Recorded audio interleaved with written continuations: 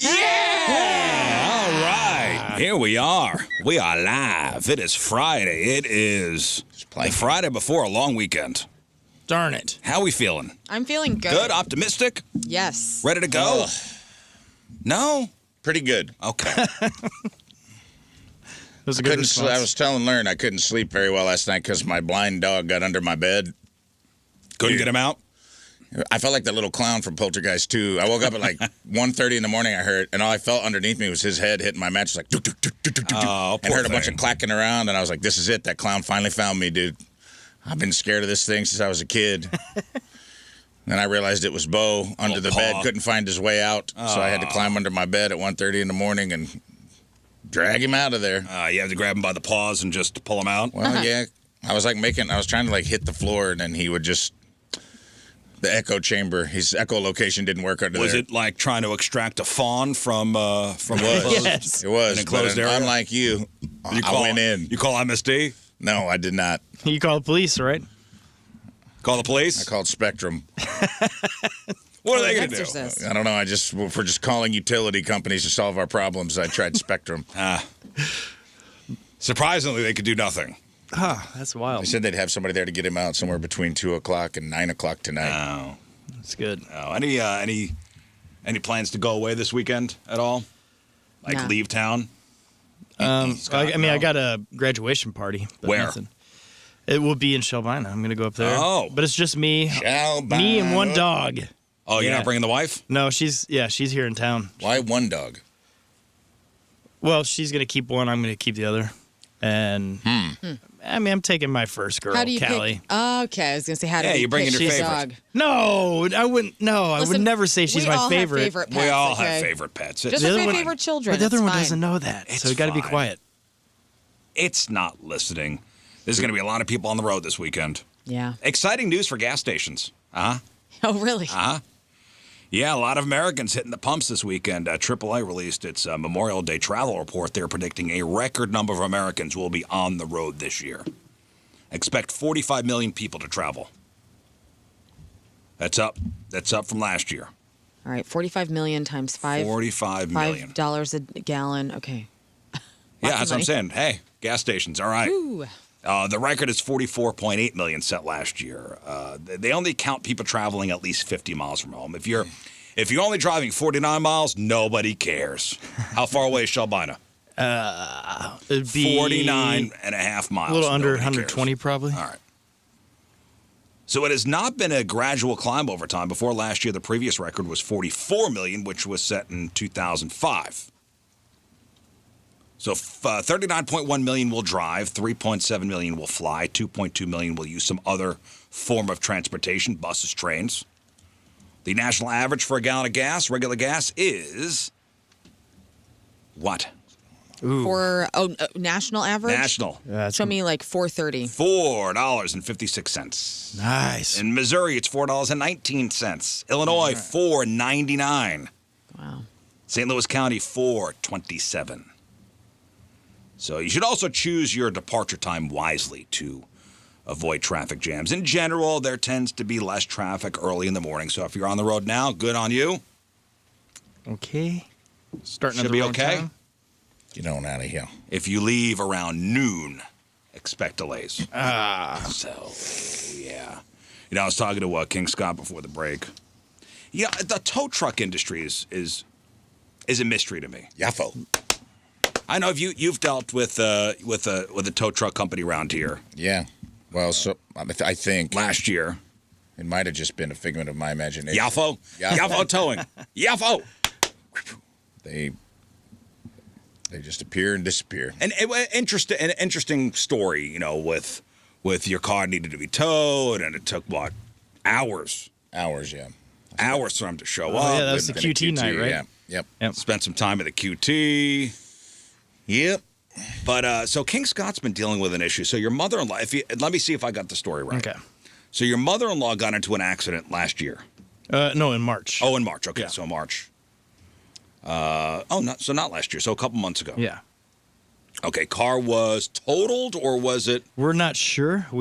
I've seen pictures, but I've never got to see it physically yet. So, and where was it? Where was the accident? It was out in your neck of the woods in Wildwood. Out in Wildwood. So accident happens. Tow truck comes. They take the car to a lot, right? Yeah, mystery spot for me. Okay, so you guys didn't get the car right away? No, yeah, I didn't know. Like I didn't. I've never been through that process before, where a car gets towed or anything like that from a wreck.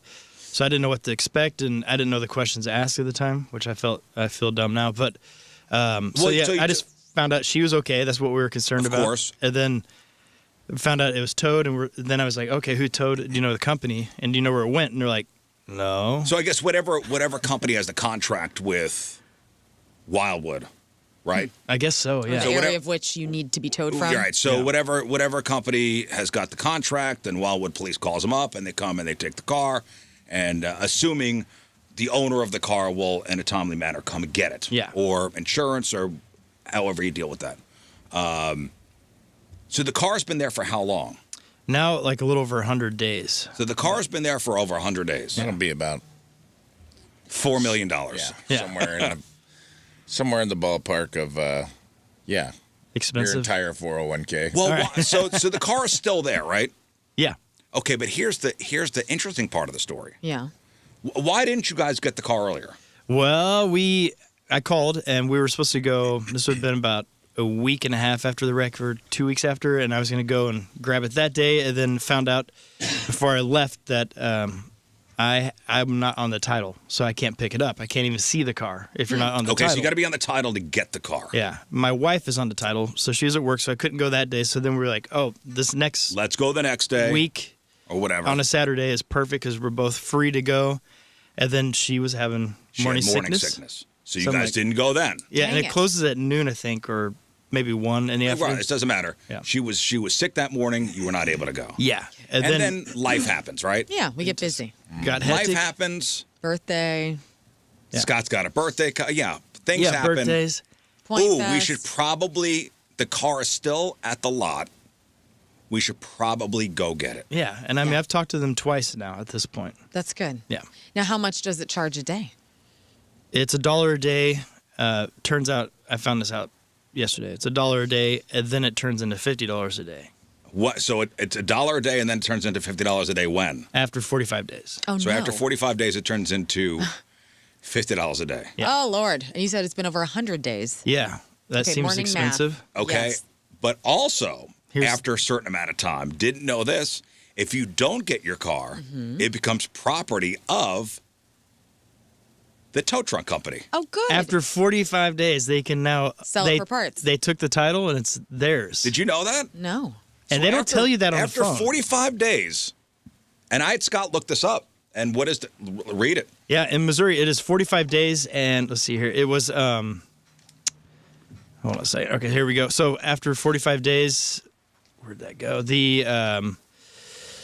can, let's see, in Missouri law, they cannot simply take the car. They must follow strict legal process to place a lien on the vehicle and obtain the title through the Missouri Department of Revenue. And there's no, they don't have to really let you know anything. They don't have to tell you anything. But after 45 days, they legally, Big Boy Towing, I guess, is nice because 30 days, they technically could have taken it.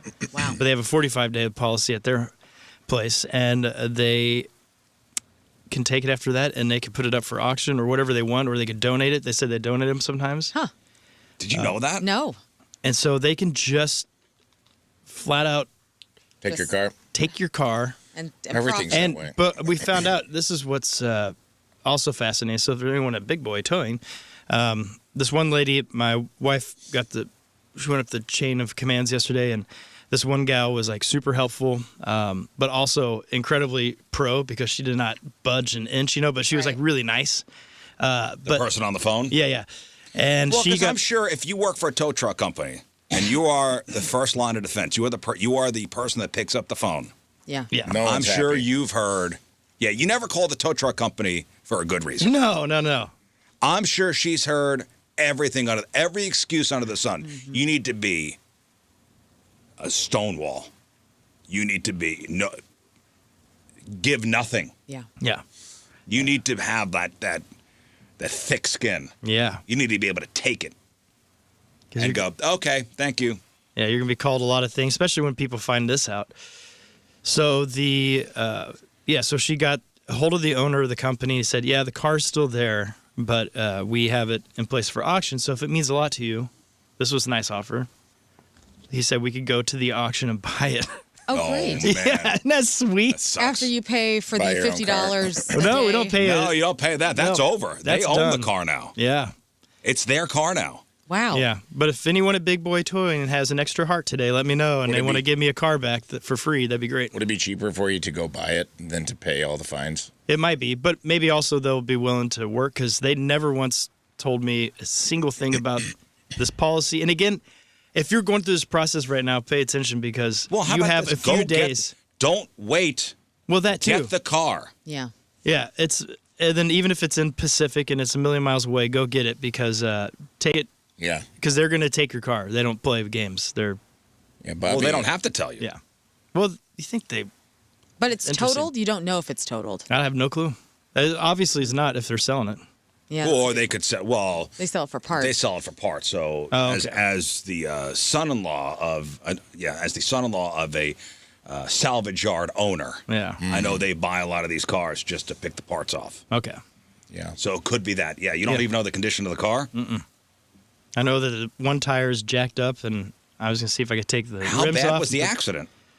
It was pretty good. I mean, she got hit at the perfect spot in the driver's side back seat. Like So T-boned? kind of T-boned her, but spun her out. Like it was enough where it wasn't too direct, because she's kind of at an angle and that car hit her. Yeah. And they both neither car really got super damaged, but it was a lot of bumps and bruises on that car. Yeah, who even knows the condition of the car? That's the crazy Yeah. thing. You can't even look at it. So we don't even know if That's it's worth wild. the battle to get this thing. Maybe Well, it's I just totally think, a listen, loss. everybody should know that after a certain amount of time, Yeah, you don't.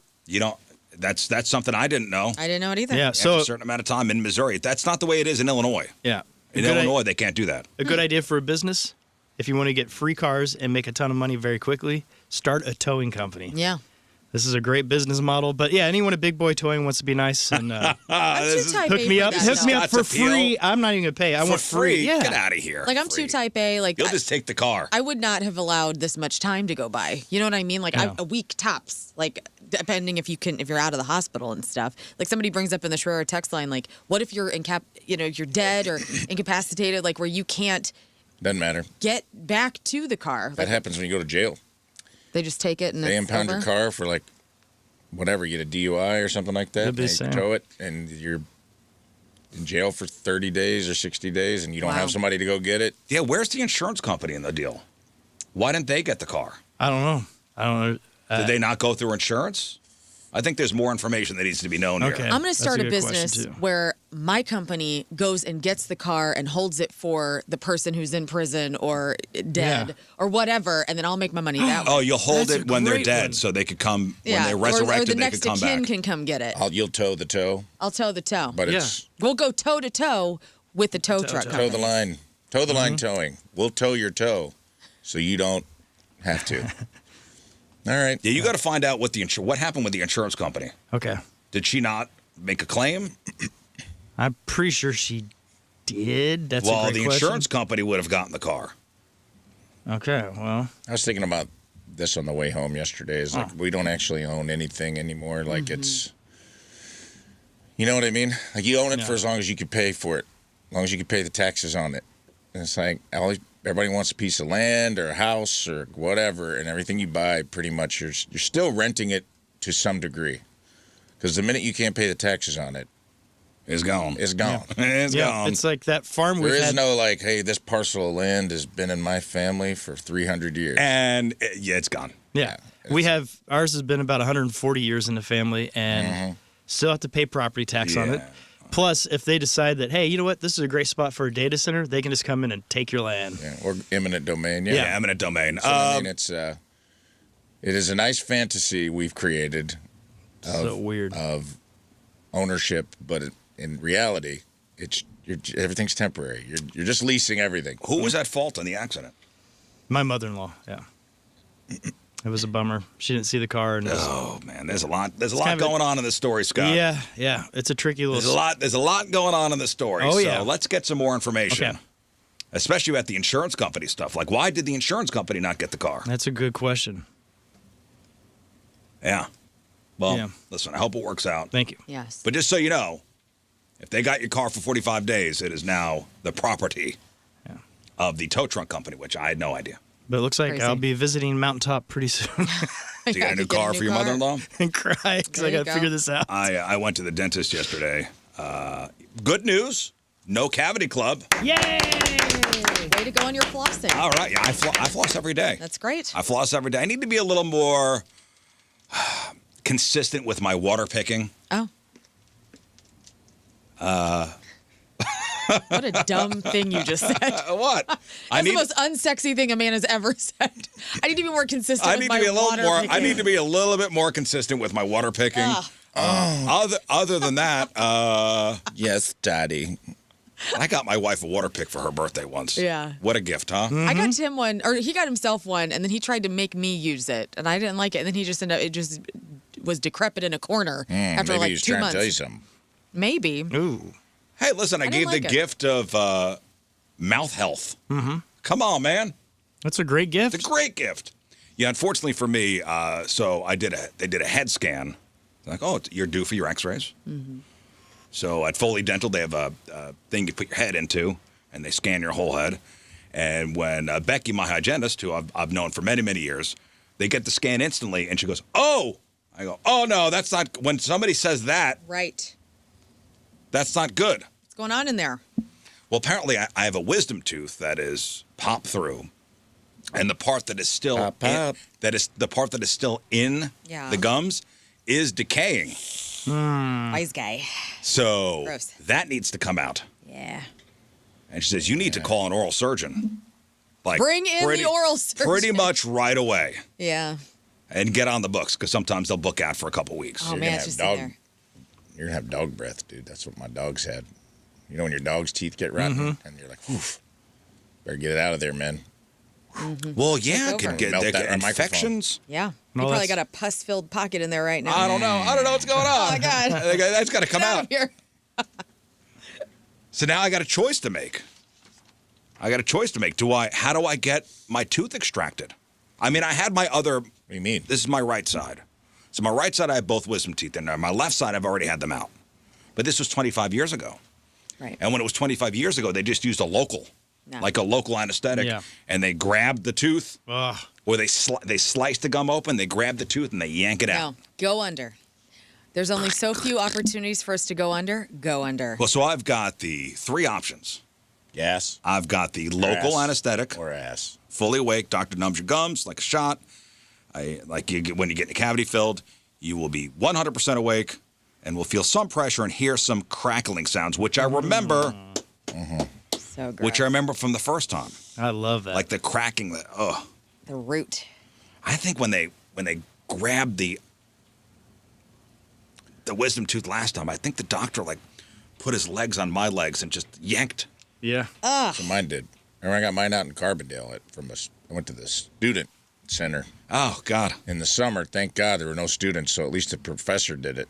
But it was a little lady, and she was up on the table. They had to break mine because my roots bend backwards and pull it out one half Oh, at a time, my and God. then a piece of the root broke off in there anyway, and I had to go to an oral surgeon anyway. So if you're already decaying, that sucker could break, man. You might as well just go. The big sleep, brother. Yeah. Well, or I could do nitrous, the nitrous oxide, the laughing gas, That could be fun. Yeah. which that is fun. I've never done that. Oh, it's fun. It is fun. Nobody. Do you really laugh? Do you get like goofy? Oh yeah. Oh, man. Oh, you get real. You get whacked Cackle out. out, dude. You get goofed on it, man. That'd be pretty awesome. You really do get whacked out on it. Like you breathe a mixture of gas through a mask over your nose. It makes you feel relaxed. It makes you dreamy. It makes you a little goofy, but you're still no. conscious. I mean, they also use the numbing shots. I could do the IV sedation, which is like a twilight sleep. Medicine administered through an IV in your arm. You aren't technically fully unconscious, like in the hospital operating room, but you are in a deep, peaceful sleep. You will not remember a single thing about the procedure. This is the way. That's the way. I think that's the way. Yeah. I think that is the way. Where's the whiskey option? Or you can do general And the leather anesthesia too, strap. where you're completely out. You inhale medicine or that you inhale the medication or get it through an IV, you are completely unconscious. I think that's how I got my wisdom teeth taken out. The general anesthesia? I think so. Yeah, because my girlfriend Abby had to take me, and that was the story where I'd never had like anything like that before, and so went under, and then was crying when I woke up because I cry when I come back out of anesthesia, and I was sad to leave all the ladies who had worked on me. And then Abby gets me in her car, and she has to go fill my Percocet prescription for the pain. So she takes this in Columbia, Illinois. She's in the CVS. She's taken me through the drive-thru of McDonald's. Didn't get a straw because you can't use a straw for a while. And she's like, okay, here is a milkshake. I'm going to go in and fill your prescription. And when I come back, take you home. She's a nurse. So she's like, we'll get you in bed and all that stuff. She goes in, she's in there for 5 minutes. She comes back out. I'm completely passed out. The milkshake is everywhere. Oh. Yeah. And then she got me home, changed out the gauze in my cheeks because you look like a little hamster. Gave me some Percocet, woke up. Boyfriend at the time was in bed, woke up, and it was amazing. Yeah, I think the IV sedation, like the twilight sleep, maybe not fully under. If I just don't remember it, that's fine. Yeah, that'd be nice. I've had a root canal way back in the day, and as a redhead, it's the redhead pointless. dread. It's pointless because they give you tons of shots. You feel everything the entire time. I hate that, Scott. And it hurts so bad. Isn't it so weird? It's just because you have red hair. I guess, I got that special gene that... Yeah, that little weak stuff that they can give normal people that makes You're them... superhuman, That dude. special gene that normal Novocaine don't work on. Yeah. So that's why also I'm like, if I go under, can you still... Would I be able to feel... Have you never been under? When I was a little baby, I was, but not, or a toddler, not since then. Yeah, so I got to go to the oral surgeon. So it's impacted, like so half of the tooth is still under, trapped under the gums, and you better get this done in the next 40 days, or else the dentist is going to own your mouth. Yeah, I know. Yep. I know. You got to pay storage fees. Yeah. The whole thing. I guess they have to make a small incision in the gums, and they may have to break the tooth into smaller pieces to take it out gently without damaging my jawbone. Don't you want to see what that thing looks like? I do have my old wisdom teeth. Oh, good. I did keep those. I want to see. I didn't get to keep mine, but I would love to see them. Because those are under your gum, right? Like, Yeah. So you never really get to see And them. when they pulled the other ones out, I mean, I got the whole thing. Oh, I love it. Do you make it into a necklace? I have them in a little thing. Little vial? One of my memory boxes. Very cool. Yeah. Body Why? memories, right on. Why? Next to my vas deferens You're from so my goth. vasectomy. You should have gave it to the That's fairy. fun. That would have gave you a lot of money. Well, they also, I've been meaning to do this sleep study too, Yeah. because I don't sleep well, and they're like, "Have you started the sleep study?" I go, "No." They're like, "You're doing it now." Awesome. So they hooked me up with with the equipment. So I started that last night. What's the equipment? You just put a thing on your finger. Like a little monitor? Yeah. Okay. Oh, so you don't have to go to the... No, you don't got to go to a place anymore. They just monitor your sleep crazy. from home, and you download this app. And I guess it tells them if you stop breathing at night. Oh, man. CPAP committee. You're going to be a part of it. Am I going to be part of the CPAP committee? Yeah. Welcome, homie. Well, they said I'm a mouth breather at night. Oh, God. Meals. Well, we see you walk around the hallway. Like I'm a mouth breather Are you at a night. snorer? I don't think so. Snorer. I've It's become yours. one. Oh, really? So you download this app and you put this thing on your finger, and it monitors while you're sleeping. You know how many times you wake up, Your heart your rate. oxygen level, your heart rate. Oh, all this that is stuff. awesome. I need to This do is it. right up Learn's alley. I want study me, daddy. Like I want everybody. I want to know. Like You what's want to know going all on. the numbers. I do. I See, could I'm just not wear a my data. iWatch. I'm not a data guy. Oh, I am. Like too much data. Hey, it make you crazy. Like Look at Learn. I'm doing a crazy genetic testing right now. I'm getting ready to embark on like a crazy experience where I'm finding out what my genes are all made of and what kind of cancers I have in my future, like the BRCA gene. So Oh I have my breast God! See, cancer. too much. No, I need to know. Too much info. No way. You just got, I mean, you already know. Like I have stroke, heart disease, brain, lung, breast cancer. I have a lot of stuff going on. Yeah, but in if my you live your family. life like paranoid that you're going to be. Dude, I'm doing that anyway. Might I as well know. You're right. You're right. Yeah. You're right. Might as well get Maybe it'll calm me I'm confirmation. not down. saying ignorance is bliss, but if you're just It is, though. waiting for the big cancer to happen, But you know what? Like if they look at Preventative my care. genes and go, "Hey, you have like a 60% chance of diabetes." I guess you could make developing." lifestyle changes. Yeah, and that's what I'm and going to that's do. and that's fine. Preventative great. care wins. I But got my results yesterday from genetic testing, DNA testing at Victory, Tell and it us. was like I got upset with my nurse practitioner. I'm sorry, Cassidy, for yelling at you. Because she was like, first thing we got to do is a hard stop on hard and soft cheeses. And I'm hanging up the phone right now. You're a liar. I don't believe you. Hard and soft cheese. Damn. I know, dude. Both. Vegan boy. Hard and soft cheese. Yeah, she's like, you're in the red on. It's like some weird stuff. What? Sunflower seeds, popcorn. Popcorn, my favorite snack. Dude, it was killing me, dude. She was killing me on the phone. I go, Like this is everything this is everything you're allergic to? things that were causing, stomach Like issues. inflammation. Dude, Inflammation. that's awesome. I want to have that test done. I think Yes. I've known for a while that cheese might be a problem, and I just didn't want to. I didn't want to quit. I didn't want to get better. That's the worst news ever when you have to quit cheese. I Because know. it really is the joy I'm of life. sure I have that same thing going on. Like, I'm hoping- I will get very bad heartburn. Yours is bread rolls. I go, how often do you get false positive? Well, it's like saying She you goes, can never eat "No." pasta again. I know. No. I tried to do all gluten-free this week because I'm trying to do an elimination on my own before I get the results just to see. And I honestly, maybe I'm going to have to give up pasta, dude, or get that gluten-free pea pasta, which sucks. No, I might as well not eat it. Which, by the way, speaking of pastries, I did order some cronuts to be shipped to us from New York City, and they came in yesterday. The See, we'll Dominique crack those Gonzo. open later. Yeah. I'm gonna eat that. So- I don't care what kind of cheese is on there. I'm back on the gluten for this. Yeah. Well, they say, by the way, you're 80% at fault when it comes to you're 80% responsible. 80% responsible for the health of your when you get older. Yeah. Like you at least 80% there's at least 80% responsibility for ill health Sure. Right. in an old age. Oh, yeah. Yeah. It's all on you. It's on you. Well, they also You can't blame genetics for everything. Well, no, but Well- you can also because like heart Not for everything. Scott Rizzuto, like for instance, we have heart disease in my family. Sure, right? I do as well. So I know that I am predestined if I don't get my cholesterol under control and like actively I said work at out. least 80%. Okay. At least 80% responsibility for ill health at an old age. I'm just saying you can't pin everything on genetics. right. It's hand in hand to me. It is. I found out that I metabolize things quickly. So that's good to know. She's like, whatever, omeprazole, because I take omeprazole for acid reflux every morning. And she's like, it's probably not working well for you because your body is processing it faster. You need to be on this different medicine. And I'm like, I'd have never known that. That's I've awesome. never known that. So I called my PCP, got wet. Nice.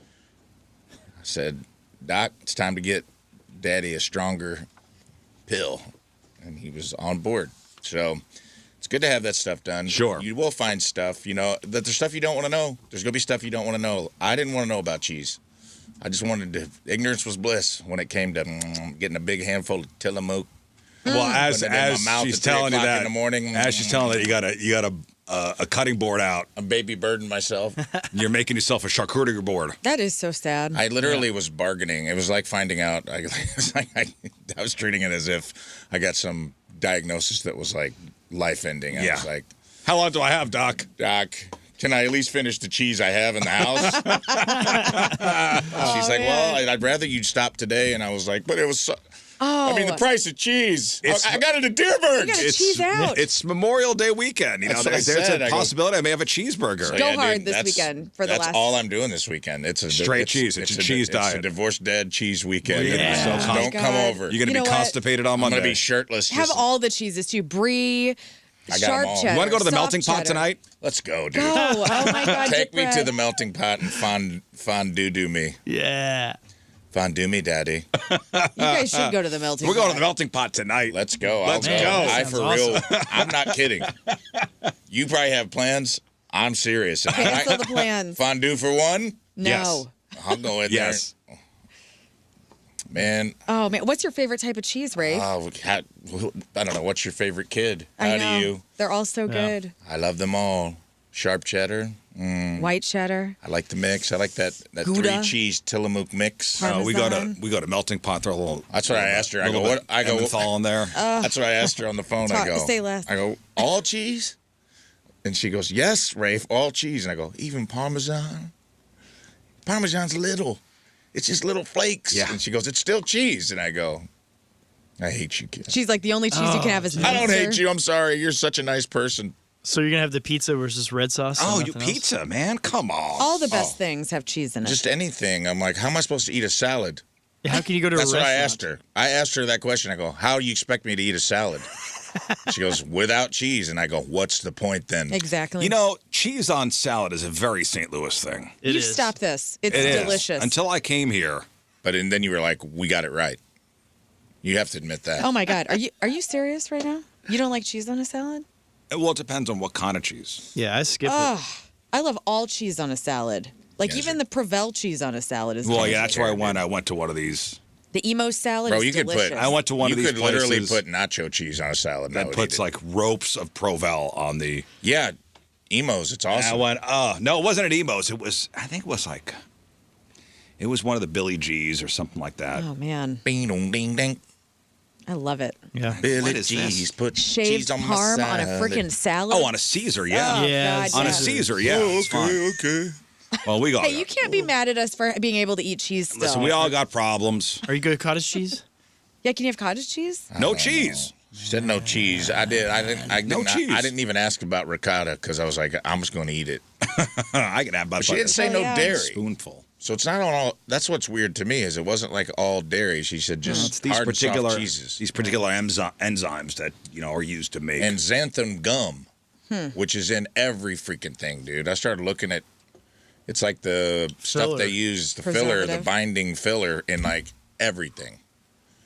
And I'm like, so you basically tell me I have to go on a raw So you diet. allergic to cheese, or is it bad for your heart?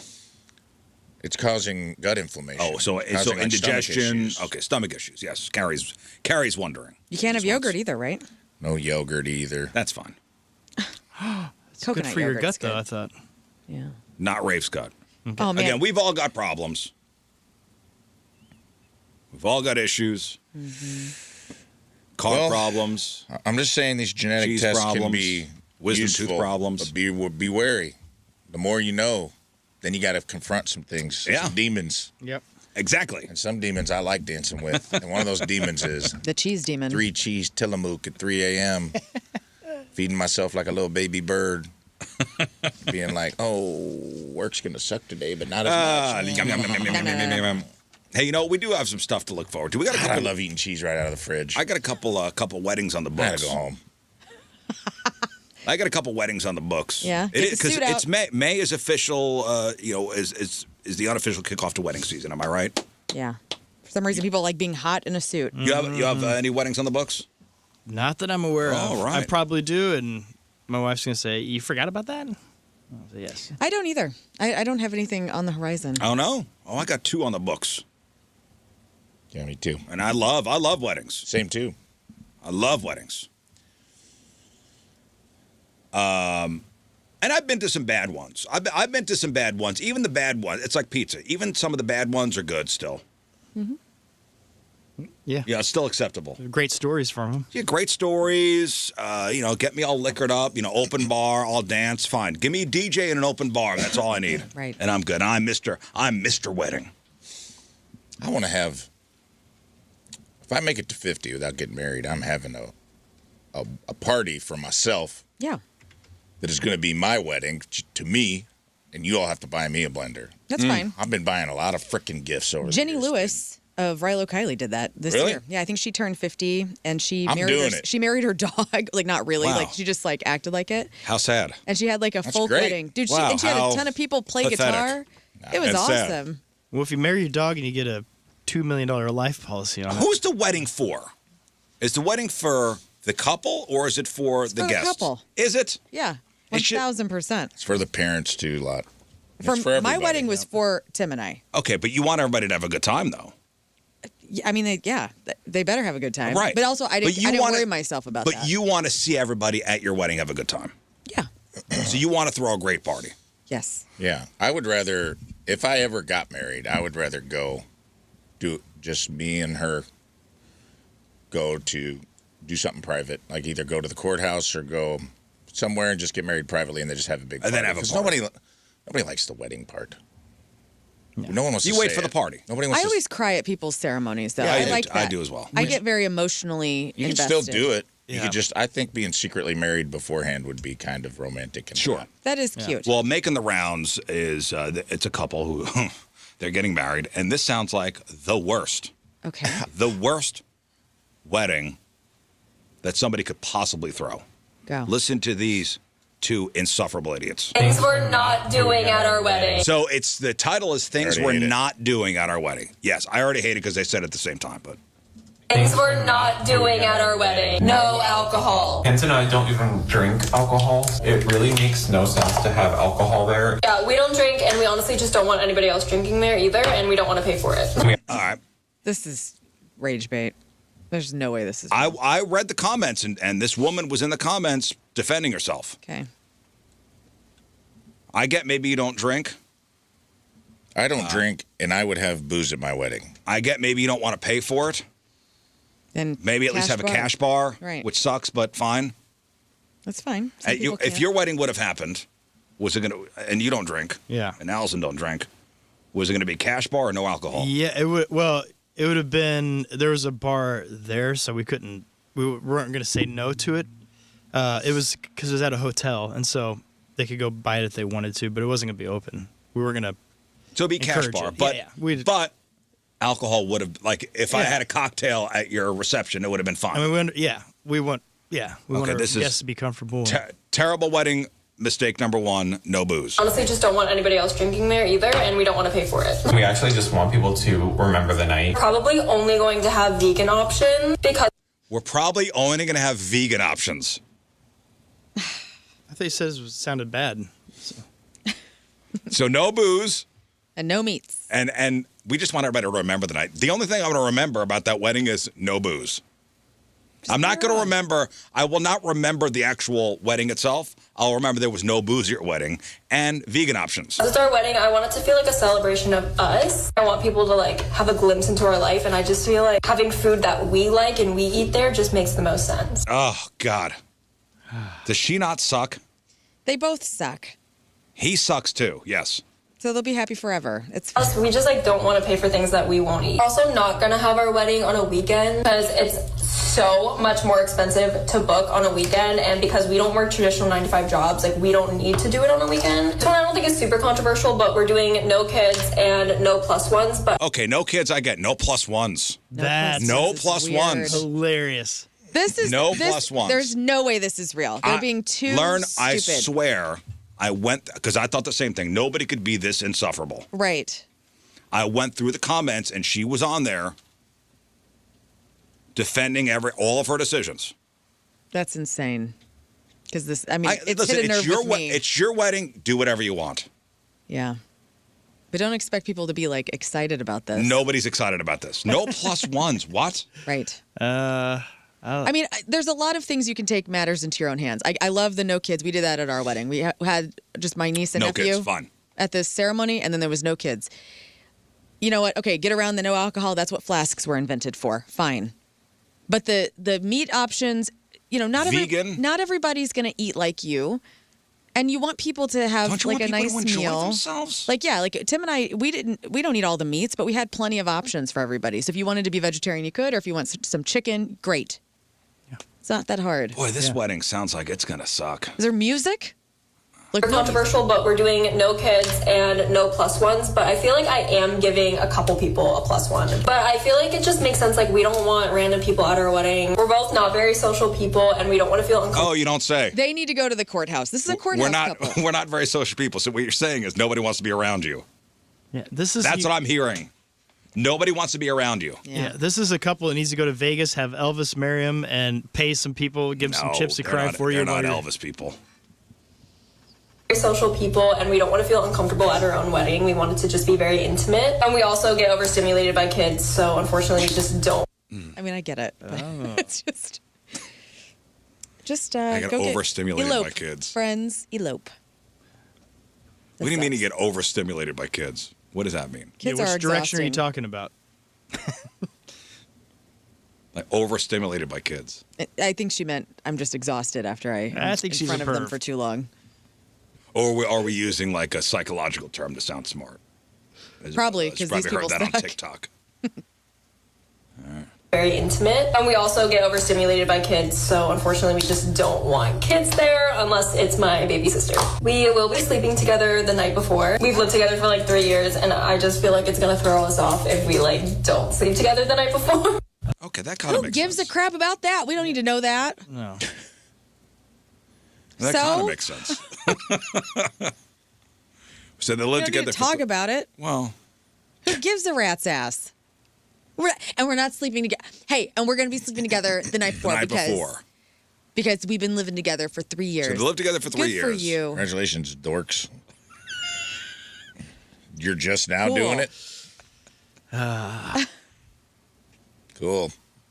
Sleep together the night before. I don't know, that was a thing. Yeah. We haven't really talked about this, but I don't really want to do a first look. What is? I don't understand what that is. What's First a first look is when you get your dress on and your man hasn't seen you yet or your person hasn't seen you yet, and they turn around and you're all dolled up. Yeah, and you're expecting the man to cry. Yeah. Oh, so the first time is not at the wedding? Right. Like a lot of people do first looks. Like Tim and I did that where we met at a ballroom where our photographers were, and I was all beautiful and he was handsome, and I walked behind him and then I turned around and he was the like, first time I you saw look so Amelia nice. was the wedding. That's cool. Did you cry Yeah. when you saw her? Did you get bricked up? Of course I did. Nice. Awesome. Friends and family in the Lord. Yeah. Bang. We were in Jamaica. Oh. Yeah, man. We were in Jamaica. We got married, I think it was like 4 or 5 o'clock in the evening. Mm-hmm. We had just been swimming. Ah. And it was like, oh, crap, we should probably go get dressed. That's awesome. Was it on a weekend? Who knows? You're in Jamaica. Every day is Saturday in Every day is Jamaica. Saturday there. Yes. Wow. Could have been a weekday one. That's awesome. Half of the stuff these people are saying they don't need to tell anybody. Yeah. You know what I mean? You don't have to tell anyone you're not doing a first look, or that you're gonna bang for the first time the night before. Not the flex you think it is, but you've been living together for 3 years, nerds. I really talked about There's more. There's more. We're getting this, but I don't really want to do a first look. I kind of want his first reaction to be when I walk down the aisle. Definitely want an unplugged ceremony. I feel like that one's kind of obvious, but I don't want to be walking down the aisle and people having their phones out. But yeah, we want a day that's a celebration of us. Our goal is to not throw the best party ever. Oh, clearly. Yeah, and the first looks thing mission also accomplished. is because usually people get photos before the wedding now. So you do first looks because you're not going down the aisle and seeing each other. You're seeing each other for the first time to get some photos before the ceremony. Yeah, which makes... So what she said, the purpose is not to throw the best party ever. Done and done. RSVP, no. Have you guys seen that? I haven't really. That is the one place I don't really see people take their phones out. When the bride walks down, I haven't been to a wedding where everybody pulls. No, I they do. Really? Yeah, I take photos of the bride and the groom. I've seen them. Oh, so you'll have your phone stuck Yeah. out. Who cares? Well, there's always like 4 photographers Right. working. Well, I'm not going to see those photos. Yeah, they always say stay out of the photographer's way. I might but- take the video on them walking out as husband and wife, or husband and husband, or wife and wife, or turtle and Turtle and bird. friend. Yeah, cover them all. Turtle friend. You got to cover it all. My turtle friend. Turtle Love is love, baby. Love Turtles is It's and love. birds. 2026. The whale and the bird can marry, even though they're separated by the ocean and the air. I tell you what, man, your wedding is gonna suck. Your wedding sucks. To literally just celebrate who we are and who we are as a couple. Honestly, we're like, if you have a problem with it and you don't want to come, then you're not a real one anyway. But yeah, that's everything we're not going to do at our wedding. Cool. Bye. Oh, God. Bye.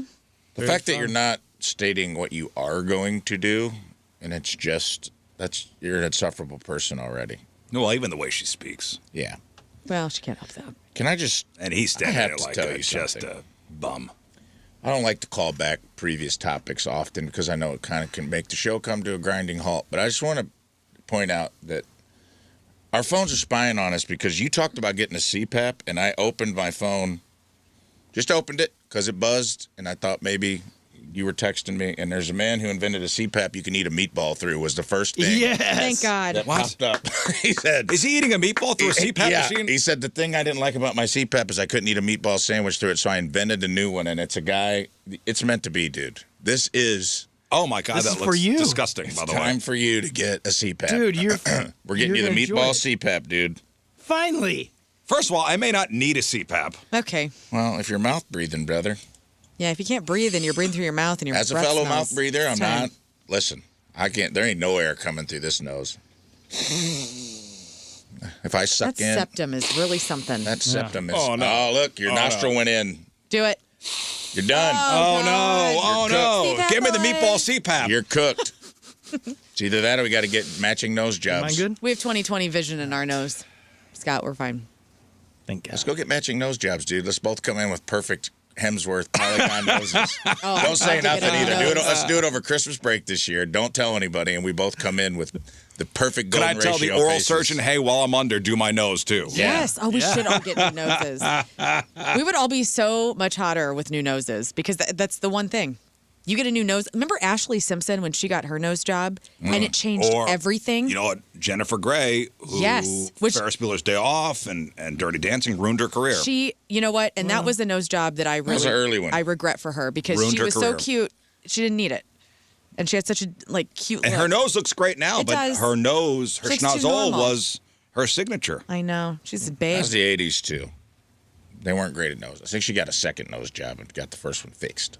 Oh, really? Oh, they may tell me I need a CPAP. Oh, man. Meatball all CPAP right. for daddy. The meatball CPAP. Now, honestly, since you've had your CPAP, and do you use it every day? I'll be honest with you, I have not honest. worn mine in a while. Okay. You're gonna Mine, die. the one that I had, which was the Philips Respironics, if you're using that. Wow. Shout out. Not a sponsor. Philips Respironics. Funktronic. They found out that little pieces of the rubber seal were breaking off and getting into the tubing and getting into people's lungs. So they Microplastics. so they recalled it, and I just never have went and got a new one yet. So for about a year and a half, 2 years, I haven't really been using it. But I don't think it's, I don't know. Do you do any breathing exercises during the day, though, to help for all that at I nighttime? don't know what that means. I don't think there's breathing exercises for when you sleep. Yeah, because you work on your tongue placement and get that. Yeah, he goes blah, blah, blah, blah, blah, blah, all the time. You do it all the Yeah, I time. do that all the time. In that case, I've been doing breathing exercises for a while now. So I'm wondering if I get the CPAP thing, if they say you need one. Yeah. Because I got to do tonight. So I did You're going to last have to night. get the full face, too, because that's did- what sucks when you're a mouth breather. You can't just get the little nose plug one where everybody's like, I kind of look like I'm just getting oxygen at the hospital. You got to get the full. The Bane. Oh, no. Dude, Bane jet mask in pilot. heaven. You're going to get jet pilot every night. A Blue Angel. So I did the sleep test last night. I got to do it again tonight. Yeah, dude. It's going to change your whole setup man. in the bedroom, I'll dude. bet you You know what? You're going to be moved into that basement room again. I may have to move to the basement. The posters are coming out again. Yes. I think it would be good for Hey, you. it could be a game changer. I don't sleep. I have terrible. I mean, you might feel great. Yeah, it might I have be worth terrible it. nights. Hello, wife. I'm up a lot. Are you magnesium junkie or I anything? magnesium it. Okay. Joe, I do it all. It's a real mag bag. Well, don't. That's probably what's The keeping you up. trifecta. Joeing? Yeah, don't. Sometimes That doesn't it's help. all that gets you to sleep. Yeah. That'll keep you up all night. You can really crank when you got a CPAP on, too, man. You're getting good oxygen. Oh, Lord. Amelia, come watch Daddy perform. Oh, no. You're going in the basement. She just sprays you with elderberry juice until you're out of the Get bed. out of here. Hey, one more relationships thing, and I wanna go to Reddit for this. I wanted to read this earlier this week, and I want your guys' opinion on this. This is from a St. Louis Reddit post under the marriage section. Am I being unreasonable? Hey guys. Hey. I really need some advice because my 20-year marriage is completely on the rocks, and I don't know if I'm being crazy here. It's a woman, so chances are yes, but I'll read. Hey, hear her out. Scott. All right, I will. My husband and I live out in St. Charles. We have 4 kids. For almost 2 decades, I was the ultimate cool wife. Nice. I never nagged, never worried. He'd spend all weekend golfing with his buddies at Tapawingo. So Great Is that a cool. golf course. Is that a nice place? It is. It's a cool name. It's a great public course because you kind of feel like you're getting the club treatment. A lot of the Cardinals play there. At Tapawingo? They got real cool. It's a lot of elevation. They got like a hole there where you hit off of a cliff. Oh, onto an So island? it's like 300 yards, but you can hit like an 8-iron because it's falling. The elevation's like a couple hundred feet up. I gotta go play. It's kind of neat. I'm not a big golf guy, but it was a very pretty course.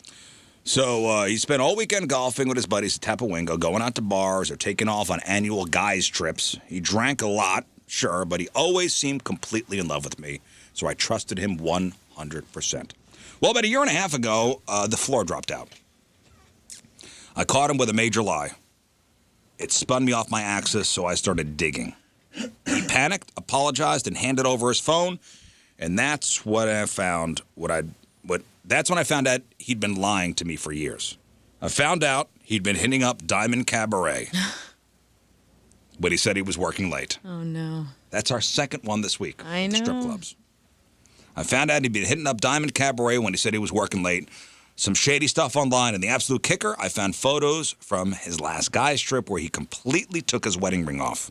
When I confronted him, all I got was a bunch of I don't know and I don't remember. Cut to today. He is on absolute lockdown. Okay. He shares his location with me, gave me all his passwords, and hasn't gone out without me since. If he goes out for drinks with the guys after golf now, I literally drive out and meet him there, just so he'd be supervised. Whoa. I feel like a psycho babysitter, but the trust is gone. Here's the breaking point. Yesterday, he tells me his cousin asked if he could go on a big golf trip to Myrtle Beach. He says to me, yeah, I told him I probably can't pull it off. Trying to be nice, I said, well, what if I come along? I'll just lay on the beach while you guys golf. And he just snapped. He said, forget it. They want a guy's trip. I just won't go. Now he's completely frustrated, giving me the cold shoulder, telling me I just need to go on a girl's trip to Destin to make things even. Am I being totally unreasonable for not wanting him to go on guys' trips anymore? I still don't even know what happened when he took his wedding ring off on that last trip. But I don't want to babysit a grown man for the rest of my life just to make him treat me right. Yeah. So there it is. So she wants to know, is she being unreasonable or is he officially grounded from vacation for the rest of his life? Yeah, she is being extremely unreasonable. And I don't mean she has a lot of reason to be upset. I'm not saying that. But you can't do this. You can't be helicopter wifing because this is not the trust sustainable. is gone. You have to go to couples therapy. Yeah. You need to go and see somebody professional and work all of this out. This is something very common that can happen. And you just have to go to a professional. You can't take matters into your own hands and not let him go anywhere and be autonomous ever. That is only going to be detrimental to your marriage. This is you can't keep this up. And you're gonna kill yourself trying it's to not good for your... make it right. Also, But- what about her life? Like, you're literally living to like watch him. Yeah, it that sucks. sucks. It sucks. This whole thing sucks. I think you got to have boundaries and you got to set some big boundaries about what you're comfortable with. And maybe it's him checking in every day. Like, hey, at the end of the night, like, hey, what'd you do today? And hopefully he tells you what he's done. And that's a compromise. But you cannot be going on boys' trips and being at the beach. Or every time he goes to a bar, you zoom out of the house. Well, that and, could be another thing, too. insane. Maybe, it takes a while to build that trust back. It does. And he's in the right direction by giving the passwords and letting her see where he's at all times and all that stuff. But on these trips, he could also do the simple thing of like, you know what? I'm not going to drink with the guys, but can I go and I'll call you at night just just to so check we in. check in and just blah, blah, blah, and no big deal. Yeah. And I'll be the DD the whole time. You can also just leave. There's an option. You can also end the marriage. That's also an option. If this is how it's making you feel, get the hell out. Yeah, of there's there. better. There's better people Yeah. There's out ways there, and Yeah, But if he's- a lot of sentiment on the Schreier text line and also instant feedback is if you can't trust your partner, then it's over. it's over. Yeah, but if you have a It's the partner that's willing to foundation. work with you and he's trying, If he's trying, if he's to- making a Yeah. conscious effort. that's a great thing. That's not easy to come by. Yeah. It is, but like, are you working because you got caught? Or because you feel bad. Yeah. Yeah, You take know what I mean? accountability. Like, there's got to be. It just depends on. Yeah, there's some accountability on his end or whatever. Yeah, but because he was a screwed up. douchebag and he Yeah. screwed up and lying about going to the strip clubs, which is I've been watching a lot of these like marriage counselor. Who's that lady that does the marriage counseling? Oh, the clips? couples therapy. The couples therapy. Man, that That lady's show? good. Yeah, I don't know what her little name What is. is but that? She she's said she rarely tells people. I saw some clip yesterday where she's like, I rarely will tell people to end. She's like, I'm not there for that. I'm not there to tell you to get divorced or to separate. She's like, I'm there to help you. She's like, the occasions that I won't is when it becomes this, where it becomes like it's a poisoned well where like the two people are constantly trying to police each other. Police or there's like vengeance happening on both sides, or resent, like where it's just like, well, you did this, I did that. Well, I'm monitoring this and I'm monitoring that, and it's not. There's no like understanding. She's like, it's not healthy for either party, and she's like, honestly, it's not healthy for me to sit there and be in the middle of all that stuff. I mean, I can't imagine everywhere I go, I gotta bring my wife with me because she doesn't trust me. That sucks. Well, it sucks for everybody. It sucks for involved in her. that. Yeah. So she gotta do that. He's got to show accountability. He's got to change his behavior. They need to go to counseling, and she's got to live her life too. And I do, you know what? And it's micro steps, right? So maybe it is like he gets to go out with his guys, and that goes well. Okay, great. It's like one step at a time. You can get back to a normal place. You just got to do the work. I'm sure this is also he's not paying attention to her. I think he's got to pick and let her pick one of his friends to bang. Yeah. Fine. And be like, listen, Rob, that's good. Doug, or Tom. Right. You pick one. And you bang them. I deserve it. It's all good. Yeah, I get to sit in the cuck chair, though, and watch. No, he has to sit outside the room. Oh, okay. And listen. That way his imagination has to run wild like hers, because she doesn't know what he did at those strip clubs. Could have been nothing. Yeah. Could have been innocent. Could have been just hanging out with the boys and having a few cocktails. And the wedding ring thing, maybe that's not a thing either. Maybe who cares? Yeah, like people take their rings off, like to swim or whatever. I mean, I get home and I take all my jewelry off. Am I right? Come on. Yeah, right. I'm not helping this guy very much. No. This guy just texted me and Also, asked like, me to shut up. the texts are probably the worst part. Like, what do those texts say? Like, was it with like a woman that they know? She didn't. She never said anything about another woman.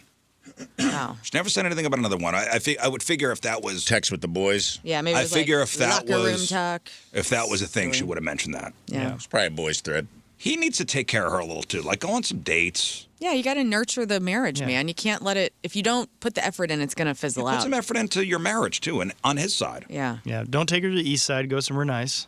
Yeah, maybe that's, you know what though, Scott? Like that might actually be a thing. Like if she does want to go somewhere cool with him, Look. why doesn't she go to the strip club You with know what, him? babe? Yeah, right. I'm going to introduce you to Anastasia, and you'll see she's cool as hell.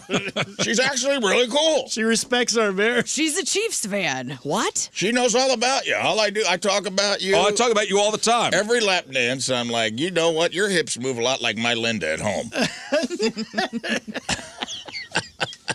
What's up, Linda? The only difference is you gyrate counterclockwise, and she's more of a clockwise gal. Yeah. Incredible. Other than that, you're practically booty twins. Boy, speaking of banging, man, I read this story, and this comes out of Michigan. Having a landlord, we've all rented places before, and there are rules when it comes to what your landlord can and can't do entering your apartment. Yeah. Like, hey, if you need something fixed, you call landlord, and maybe you're out at work, and he'll go, hey, I'll come in and I'll fix the fridge, or I'll do this, or I'll do. I don't think they just can't just come in, right? Yeah. I think they're supposed to call. However, my sister had a situation with a previous landlord where they did just come in and did not tell her, and she came home and there were people fixing something in her bathroom. I think they got to give you notice. I think so too. She might have not have seen the notice, but I bet they did. Yeah, hopefully. She was like, what the hell? Like, she was appalled. Yeah, well, you tell me if this is an overstep. So this is out of Michigan. A guy named Javon Crawford and his wife were hanging out at the hospital when they suddenly started getting a barrage of motion alerts from their home security camera. When they opened up the app to see what was going on, it wasn't a burglar. It was their landlord. It was their landlord that was in their apartment, and he was supposed to be stopping by for some quick repair. So the landlord's here. Cool. But he was naked, and he was having sex with a woman on their furniture. Oh, no. So is that part of fixing something, or what was that? I guess he was fixing pipes. I don't know. Okay. Laying some yeah, pipe? I mean, Laying pipe, fixing pipe. there's always a reason. Yeah. Landlords just don't. Had to get a make clog mistakes. out. Now, according to Javon, who is the guy that is renting the apartment, the landlord made himself very comfortable. And the entire encounter lasted for about an hour, which... Congrats. Good on him. Yeah, that's cool. And if that wasn't violating enough, after he was done and still naked, he walked into their kitchen and made himself a sandwich. That's where he went What too kind far. of sandwich? I don't know. I I wish so I want to knew. know. I'm imagining probably PB&J. See, I'm thinking turkey. I'm thinking like a kind of like a just a really shaved turkey with like a Why does it really gotta be great shaved turkey? white This is a cheddar white with some bread, mustard. mayonnaise, and Why cheese. has it got to be shaved turkey? White bread, mayonnaise, and cheese sandwich kind of guy. This is not a classy fellow. Ooh, butter lettuce on top, please. Is there cheese Not in for you. mayonnaise? Not for you. You can't Nope, have it eggies. anymore. Here is Javon talking about it. He walked back and forth through here naked and might have been trying to make a sandwich, but I don't know. It's creepy. She just pointed the phone to me and I seen him just doing what he was doing right here in our house. It was live footage. Oh my God. Time stamped and everything. My wife, she's germophobic, so I had to most definitely clean it before she even stepped in this house, period. Too comfortable, so I know for a fact that somebody that comfortable, what else could be done? It's gonna be hard. I'm gonna probably write some languages on the back of the check for him to transfer A to little him. special memo. Yeah, special memo. Yeah, apparently the wife is like a big germaphobe, so he's got to do a big deep clean on the house. Especially since the wife is a self-proclaimed germaphobe. Honestly, after watching your landlord eat a naked, post-sex sandwich in your kitchen, I think anybody would become a germaphobe. Yeah. Yeah, I think I'd move. So the couple's officially handed the footage over to the police, who are now investigating to see what kind of criminal charges can be pressed for. I mean, it's a breach of privacy. Whoa, can a guy get in trouble for having a good time? Well, again, and as you mentioned, the most awkward part is rent is due, next week. So he's gonna have to write the guy a check. Wow. All right. So yeah, that's going on in Michigan. What's that? I think he just got a free month for sure. I would think maybe at least a free month. This is down in Florida.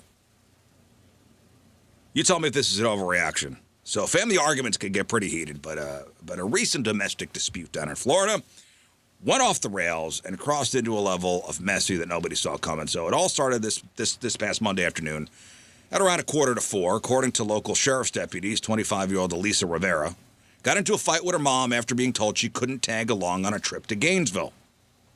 Elise reportedly didn't take the rejection well. She climbed on top of her mom's car, started jumping on it, left a dent. Fine. Aww. When her 62-year-old mom tried to head back inside the house to get away from the situation, well, things took a turn. Elise dragged her mom to the ground, swiped her purse. The struggle only stopped because Elise's 68-year-old father stepped in to break it up. Drama not over, though.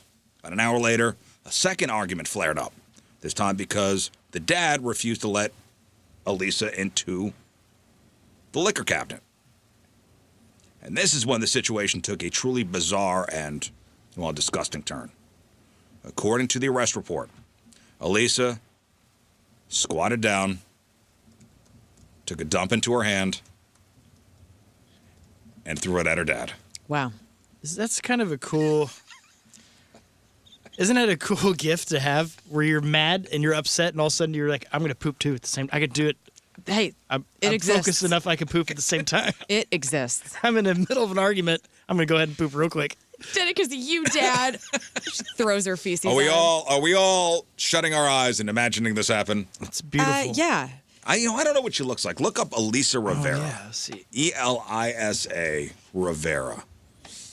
Elisarivera. So she squats down, defecates into her hand, hurls the feces directly at her father. Oh, man. Deputies get to the house. They notice that her mom has swelling on her face. The right side of her body is all messed up from the earlier scuffle. As for the father, the responding deputy reported finding a bleeding bite mark on him, along with a, quote, brown substance visibly stuck in his hair. That's a wild way to get a dingo. So she has been she's been booked into the jail, facing serious charges: robbery without a weapon, criminal mischief, and battery on a person 65 years or older. You find her? Yeah. Oh. Oh, there's Oh, America's. she's got a little wolf cut. That's Yeah. cute. There's America's sweetheart. Wow. Is that what you expected? No. Oh. Hey, you know what? If she has this stuff on her hands, they don't have to worry about doing the ink when they do the fingerprint. Oh, Okay. man. All right. Thank That's you. terrible. This is what's going on, man. People are losing it. People are having a great People time. are losing it. People are losing it. This is what's going on in America, guys. Well, she'd clean up. I think she could clean up all right, though. Gas is $5 a gallon. We're throwing poop at our dads. It's over, dude. So, It's over. hey, That's it. it's been a good 250, guys. That's it. Time to wrap her up. America is Time expired. to wrap her up. How many dollars would you have if you could get $1 for every time your kids have done that to you? Time to wrap it up. All right. All right, let's do this. And it's brought to us by Hot Shot Sports Bar and Grill. Score their famous tacos for only $1 after the card. Score 8 or more runs all season long at Hot Shot Sports Bar and Grill. Get the details at hotshotsnet.com. From Florissant, Ryan Duncan is our team with him today. Ryan's work week starts on Wednesday, so he catches up on the podcast. He's been listening for years and believes the show is, quote, hands down the absolute best radio program to ever exist. Wow. Well, that's mighty nice of you, Ryan. Ryan likes my it's a whole thing attitude. He says, I love Rafe. Rafe will always say the things we're all thinking, but won't say. I always love Moon for being able to see all sides of the situation. King's subtle slide-in jokes and learn for defending Jimmy John subs. But he says Kane's chicken is still garbage. Damn it. Ryan is the father of 3 wonderful kids and a husband to the best wife ever. Nice. Ryan Duncan from Florissant is our Team Rizz member of the day. Get super sweet Team Rizz member of the day soccer jersey. Get yourself signed up 1057thepoint.com/Team Rizz.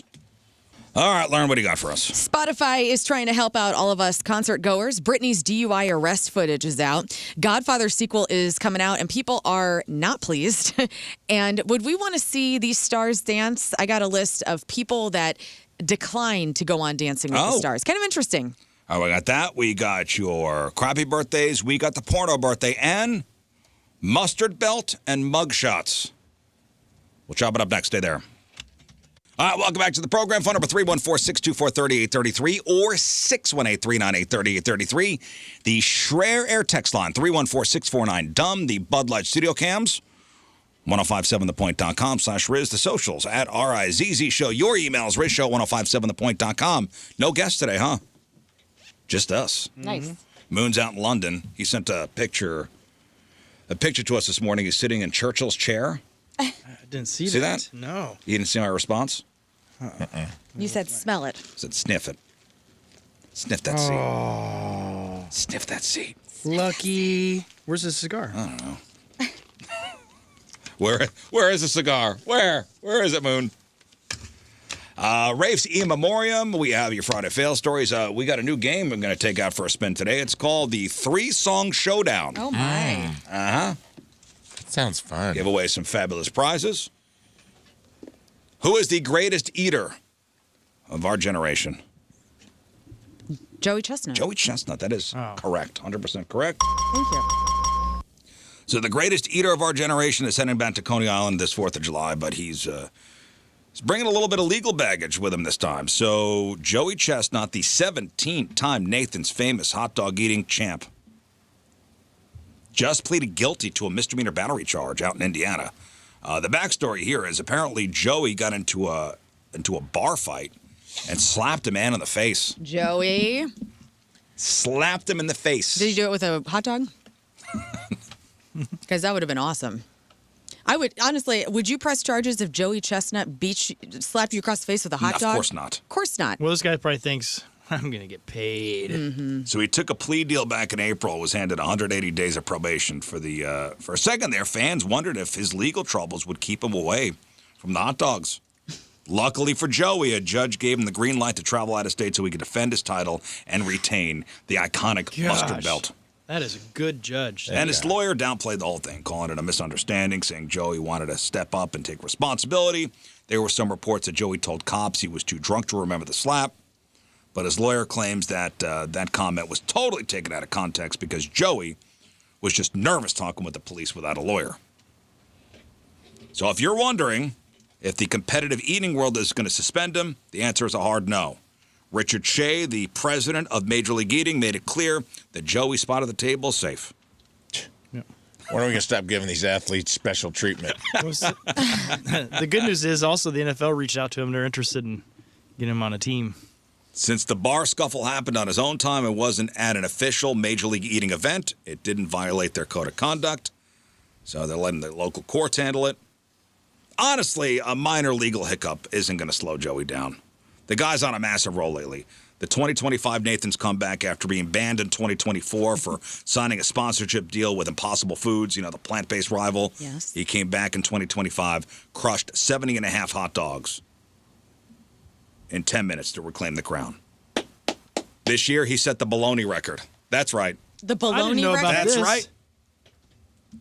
Just recently, he dominated the ultimate bologna showdown in Tennessee, which I'm surprised you weren't there this year, Rafe. He usually is. You usually are.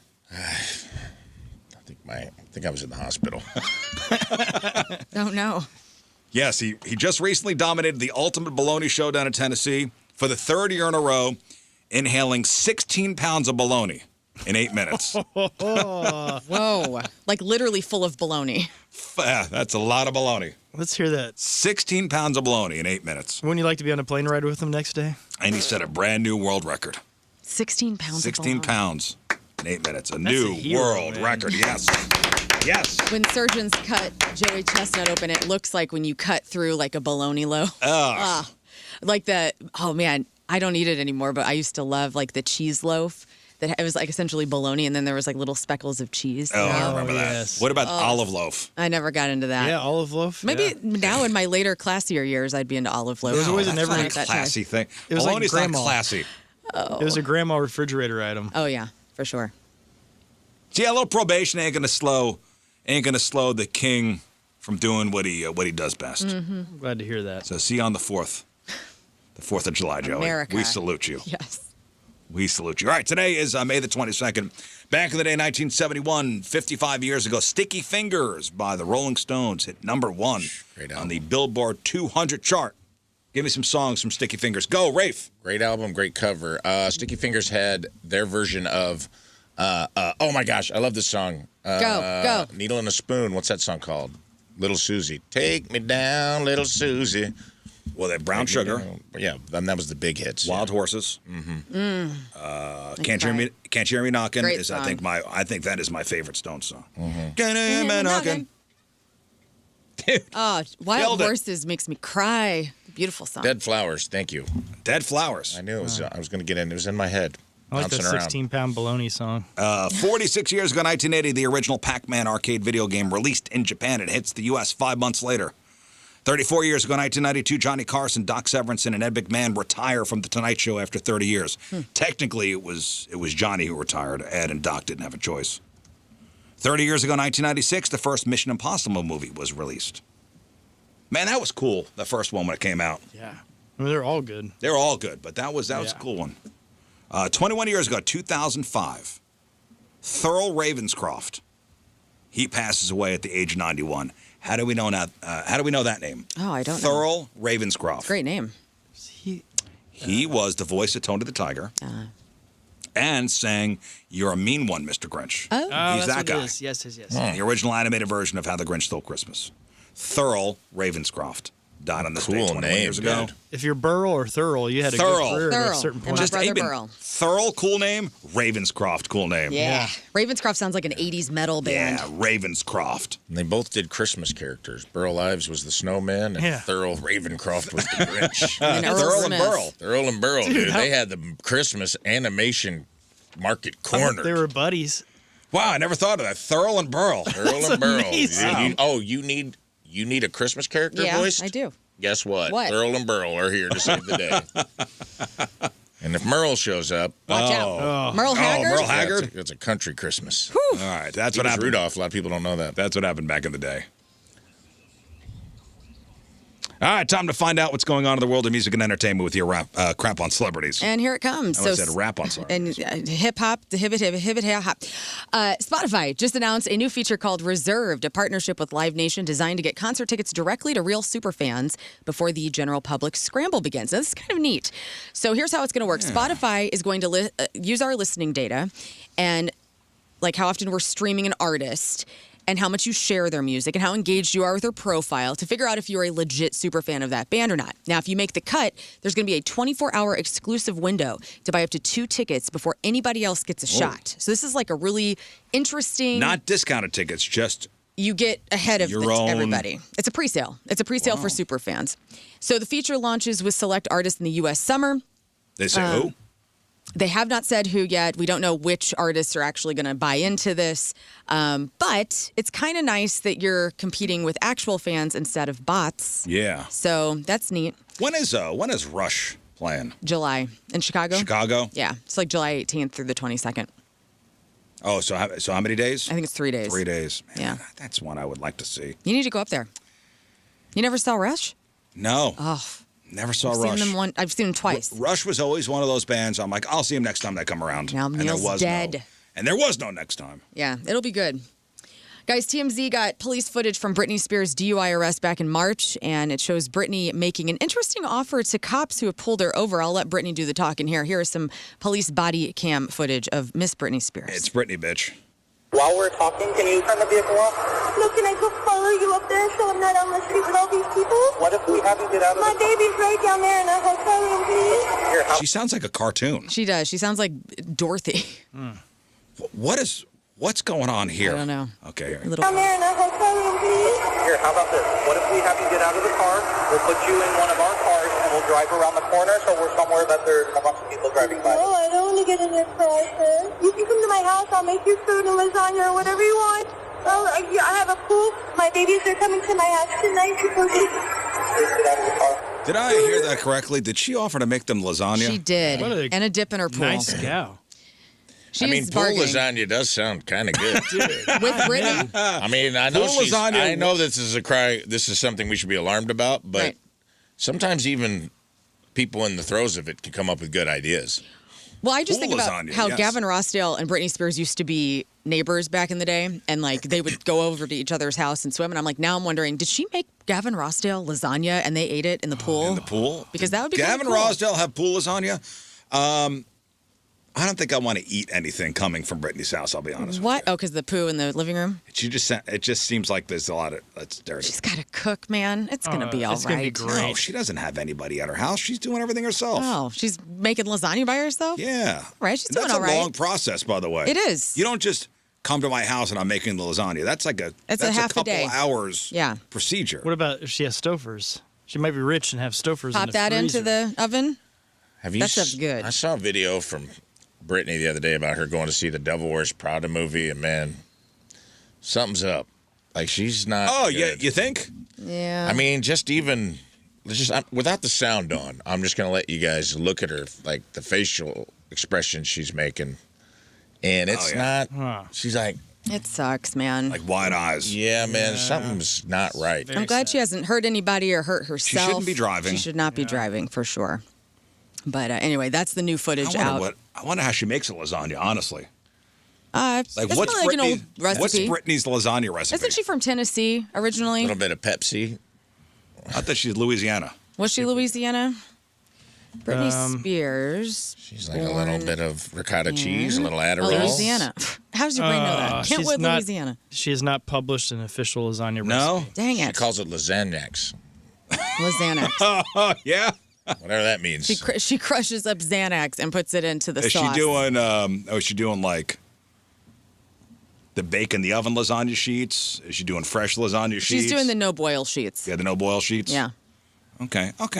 She All goes. right, she's doing- She goes al dente. It's very crunchy.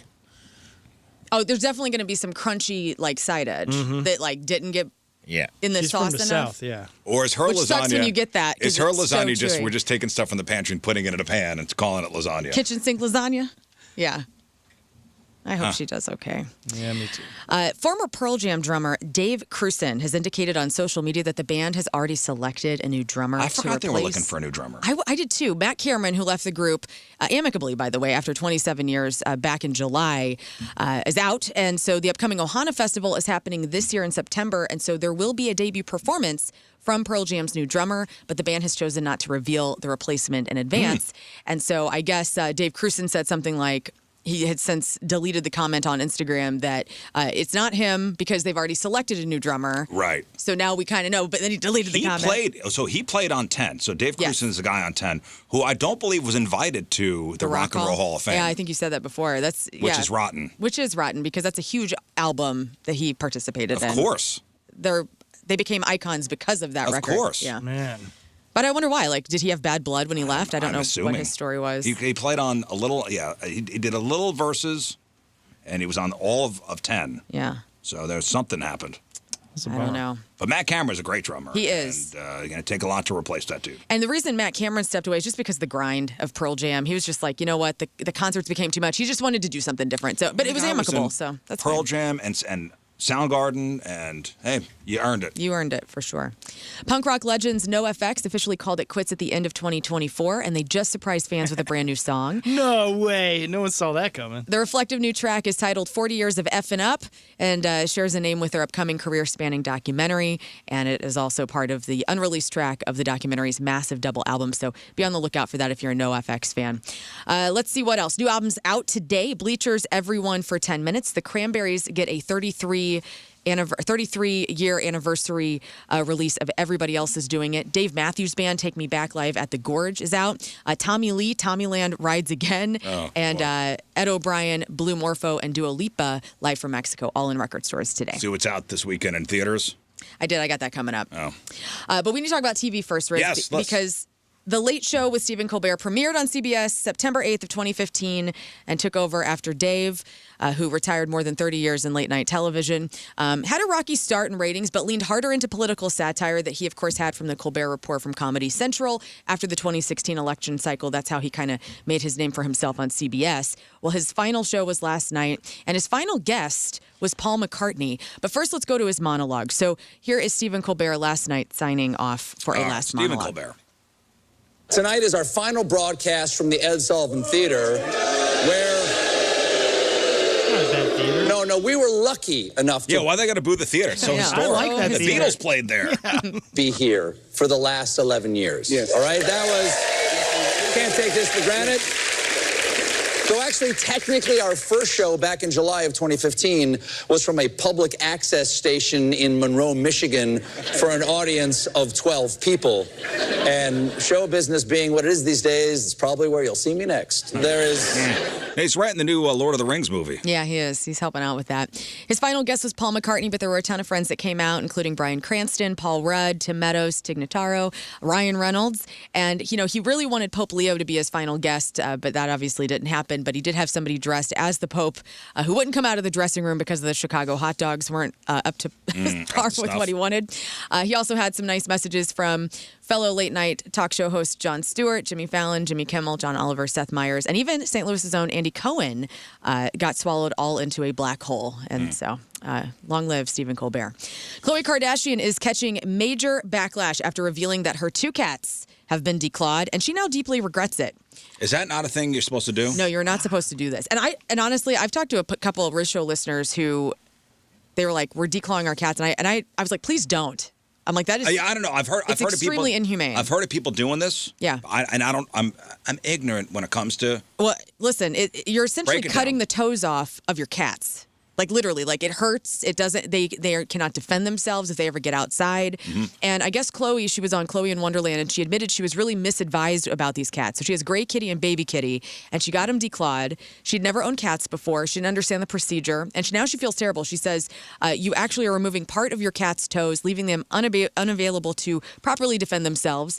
And now she's extra protective. Now she has to make sure her cats can't get outside because if they do and something happens, they can't climb trees, they can't defend themselves. I will say, Catherine, the cruel. cat we had as a kid, we got her, adopted her. She's already declawed. It's kind of nice because you could roughhouse her and she would play, and it was so fun to have her pat you, and you're like, it's so soft. People do it because they don't want their furniture tore up. Don't get a cat. Then you don't deserve to have a cat. Exactly. So please don't. In theaters this weekend, Star Wars, The Mandalorian, and Grogu. This is my love of my life, Pedro Pascal, Sigourney Weaver, Jeremy Allen White, also known as Rafe Dean Williams.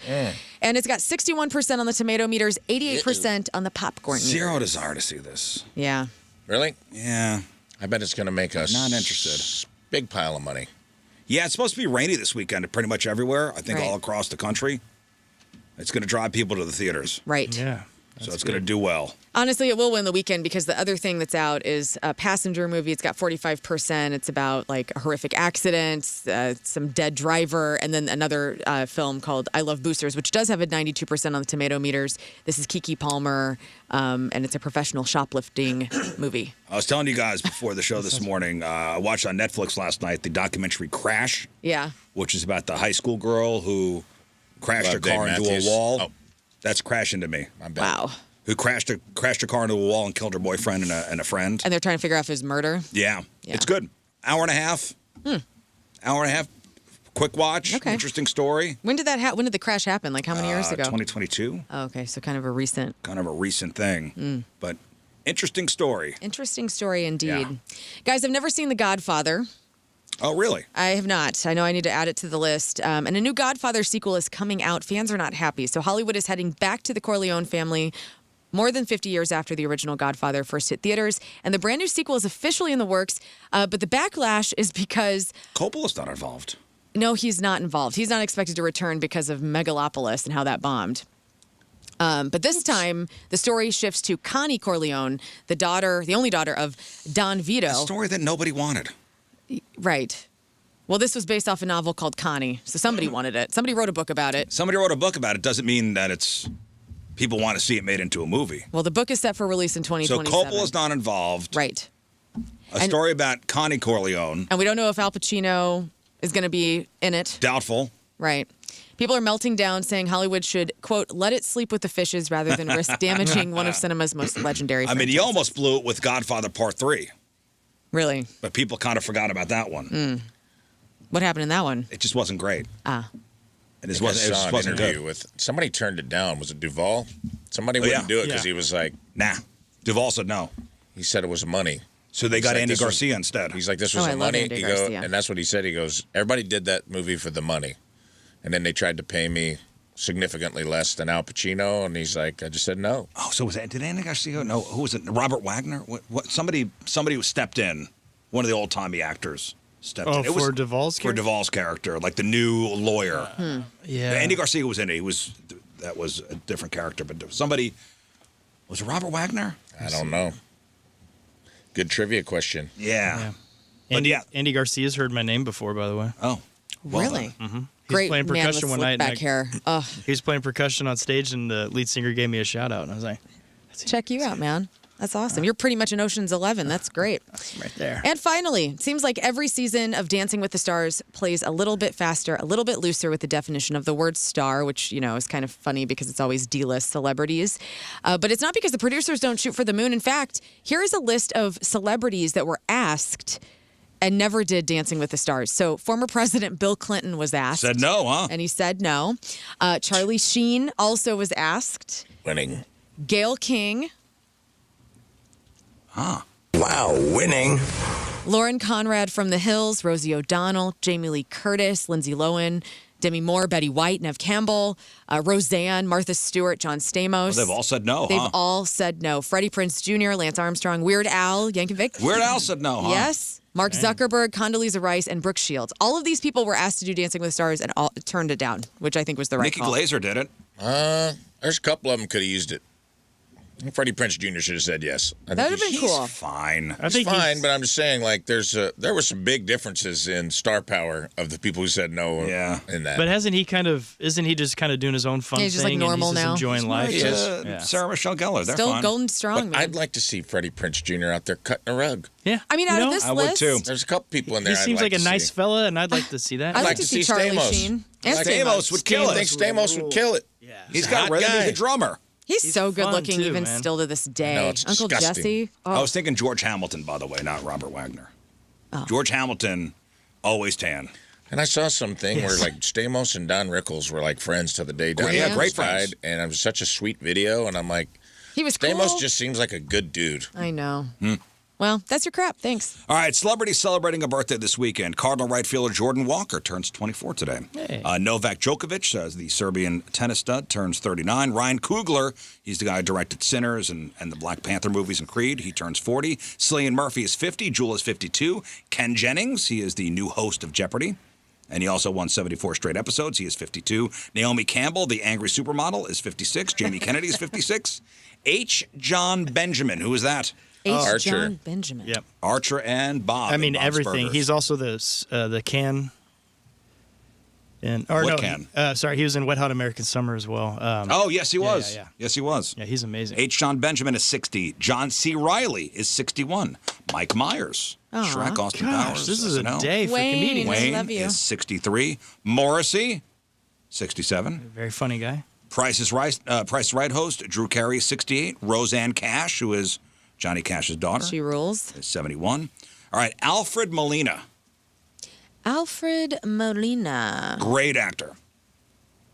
He's half Spanish, half Italian. He Doc Ock, Dr. Octopus in Spider-Man 2.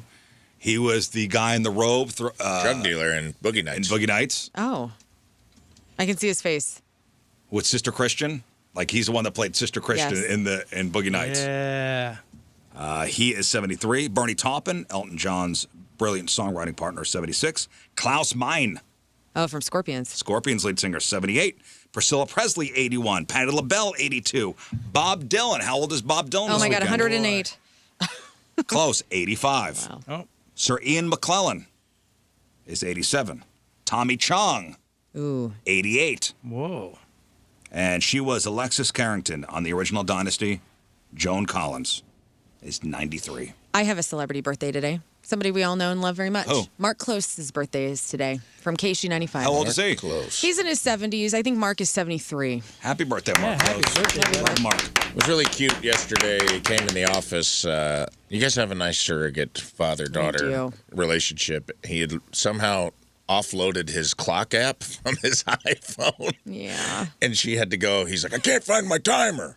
Well, and then I had to set up his iPhone home screen because Mark had so many pages with just one app and he had many duplicate apps. Right. So can I just delete your duplicates and can I just learn my VCR is flashing. That's what I said. I go, It's flashing midnight. He could always call he me. somehow offloaded his clock. I didn't even know you could do that. Yeah, you can upload it, you gotta awesome. download it again. Well, good for you. He's Happy the birthday, best. Mark. We love you. Today's porno birthday is Ashley Renee, and today's birthday girl has been in 369 fine films, including Ashley Renee, Bound and Gagged, Assume the Position, The Audition for Pain, Bad Girls Get Punished, Bound Before Christmas, Breast Friends, Breast Enemies, Oh. Cries from the Dungeon, Dial E for Enema, Guys Tickle, Girls Giggle, Hot Rod to Hell 2, The $1 Million Melons, Pain Puppets, and who can forget a role? 2001's Sizzling Buns. Happy birthday, Ashley Renee, 61 years old. That's your porno birthday, those are your crappy birthdays, and that was your crap on celebrities. It's like a ghost town here, huh? Yeah. Nobody's coming to work today, right? No.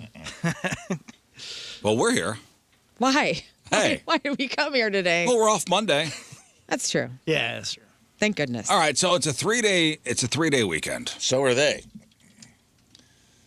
Everybody else who didn't come in Hey. today is off Monday, too. That's a good point. Okay, but we're taking the 15th off. Yeah. Okay. Okay, so We're working the 14th. It's a Sunday.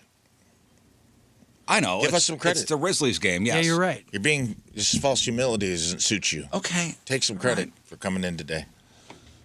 You're doing the Lord's work, Well, Scott Daniel. there are people on the roads, and hey, there's somebody people needs to around. wake up St. Louis, Yep. right? I just And saw it's a car. us. I just saw a car drive by. Well, people are driving out of town, too. Right. Hello. Oh, yeah. Be safe out there. What's honk. the best day of a 3-day weekend?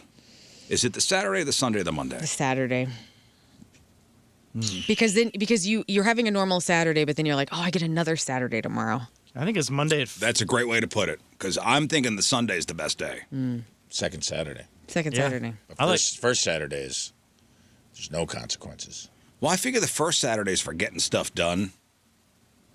Like, if we got to do work around the house, it's going to be the Saturday. Yeah. Like, let's get everything done so we have the next couple days to relax. And I love the Sunday because you're like, oh, I'm not going to get up Monday. So what's the best I wish day? every weekend I thought- was 3 days. I always think Monday at 5 p.m. when you start thinking about Tuesday because you go back to work. That's your favorite part? Uh-huh. You get out of here.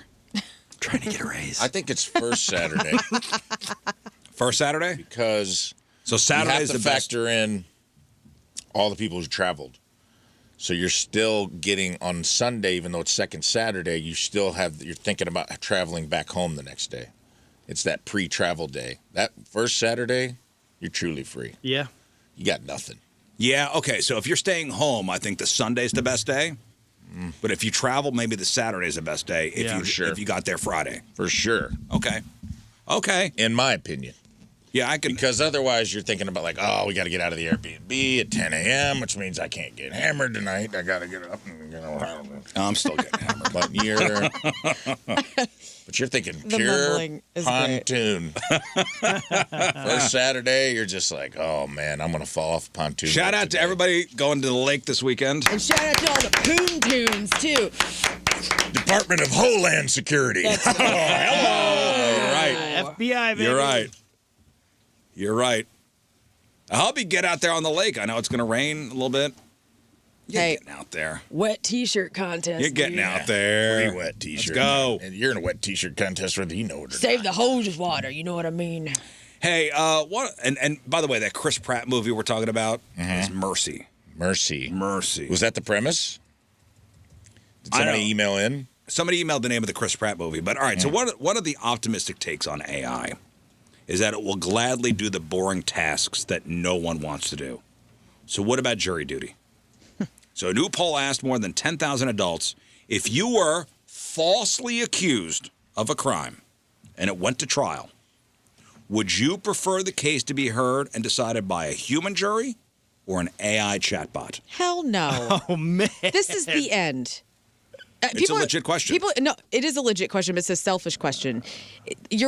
All of us are coming at it from an angle of, I don't want to have to do jury duty anymore. Like, this is a person's life at risk for a bot. Yeah.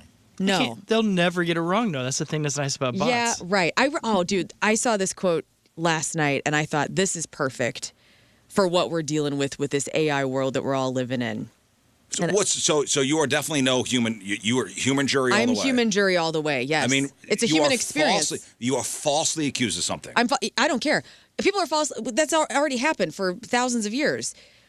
No, it's a human jury all the way for me. Who's more apt to get it wrong, though? Like this. I heard an interview today about AI in creative spaces. The man being interviewed said AI is data. Data can only look backwards. Creativity looks forwards. This stuff is like but that's totally going to ruin people's creativity. lives. Correct. That is, but use it an for AI this. picture, making a movie, making music. This is strictly facts. A human jury could get it wrong because humans are humans and humans get things wrong and take things and analyze things differently than something that's completely analytical. Mm-mm. You're giving up to your AI overlords. You're giving them too much credit. This stuff is flawed. And can you imagine, you already said that. That's like one of your biggest fears is being in a situation for a crime you did not commit. I know, but who's more apt to convict you? Humans, which, they get stuff wrong, or... But they get stuff right, too. Okay, yes. But who is more accurate, the computer or the human? The human. This AI stuff is still in a phase I of its don't know if existence. that's completely true. The human is more accurate than the computer? You can see you can read emotion, you can see a person and but to analyze nuance. facts. You're not wrong. I get where you're coming from. Humans have preconceived notions, whether they admit it or not. Right, there are biases when it comes to humans. There's biases that exist where a chatbot or AI would just take the facts as they are without any bias. You hope. I hope.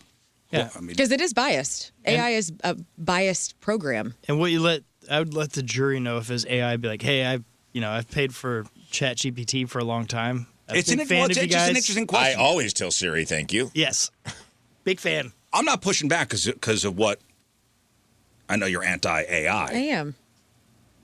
But for this, you're saying for this particular situation, I would want something that is unbiased. And humans inherently are biased. Something, if I am falsely accused of something. But who's typing in the facts? A human. Who is telling the AI what the facts are? A human. So it is taking human communication of some kind and working through that. So there is a human if they are to component. feed in the exact facts of the case, Again, you're hoping that the person typing it I is typing it well. All I could also hope that that my lawyer gets it right, and the human jury. Oh gosh. Oh God. And the human jury, gets it right too. I don't know. Yeah. This is a specifically interesting one because the intelligence of the average American, I'm assuming this is American penal system, has to be factored in. Also, the people who weren't smart enough to get out of jury duty, the people who want to be there because they have an axe to grind. There's a lot of things that go into the people who go into jury duty. But we could test this, I think, using folks from Silicon that keep pushing the stuff on us. Tell you what. And whenever they get arrested, they could go in and they could have the AI because that's their peers. Well, there are a lot of dummies. And we could test it that there are a way. lot of dummies that are on juries. I would be open to, like maybe both things happening at once and like testing the difference That would be cool. of like Yeah. letting AI alongside a human jury try some or like be the jury in some cases and see if it came to different conclusions. It's like the strike system for baseball, like, right? That's where if the refs or umpires or whatever get it wrong, like they can go to the AI system to see if the call was correct. Yeah, Dustin says AI could be easily tampered with one prompt. Well, sure could a jury could be tampered with as well. I know, but I don't. There's no right answer. I know, There's man. no right answer to this. I just don't want us going in this way. would I mean, want we're my losing life. our humanity, like literally. Yeah, I wouldn't want to just throw my life into the hands of ChatGPT. I tell you what, I've look- seen what it spits out. But also looking at our text messages and instant feedback. It's there's arguments to be made for both sides. Again, juries can be tampered with as well. Sure. There are a lot of dummies that serve on juries. Man, think about it. Yeah. So maybe I think the better thing to do is why don't they actually get our peers on the stand instead of strangers that aren't necessarily our peers? No, because that's biased. But it's your Supposed peers. to be jury of your peers. Yeah.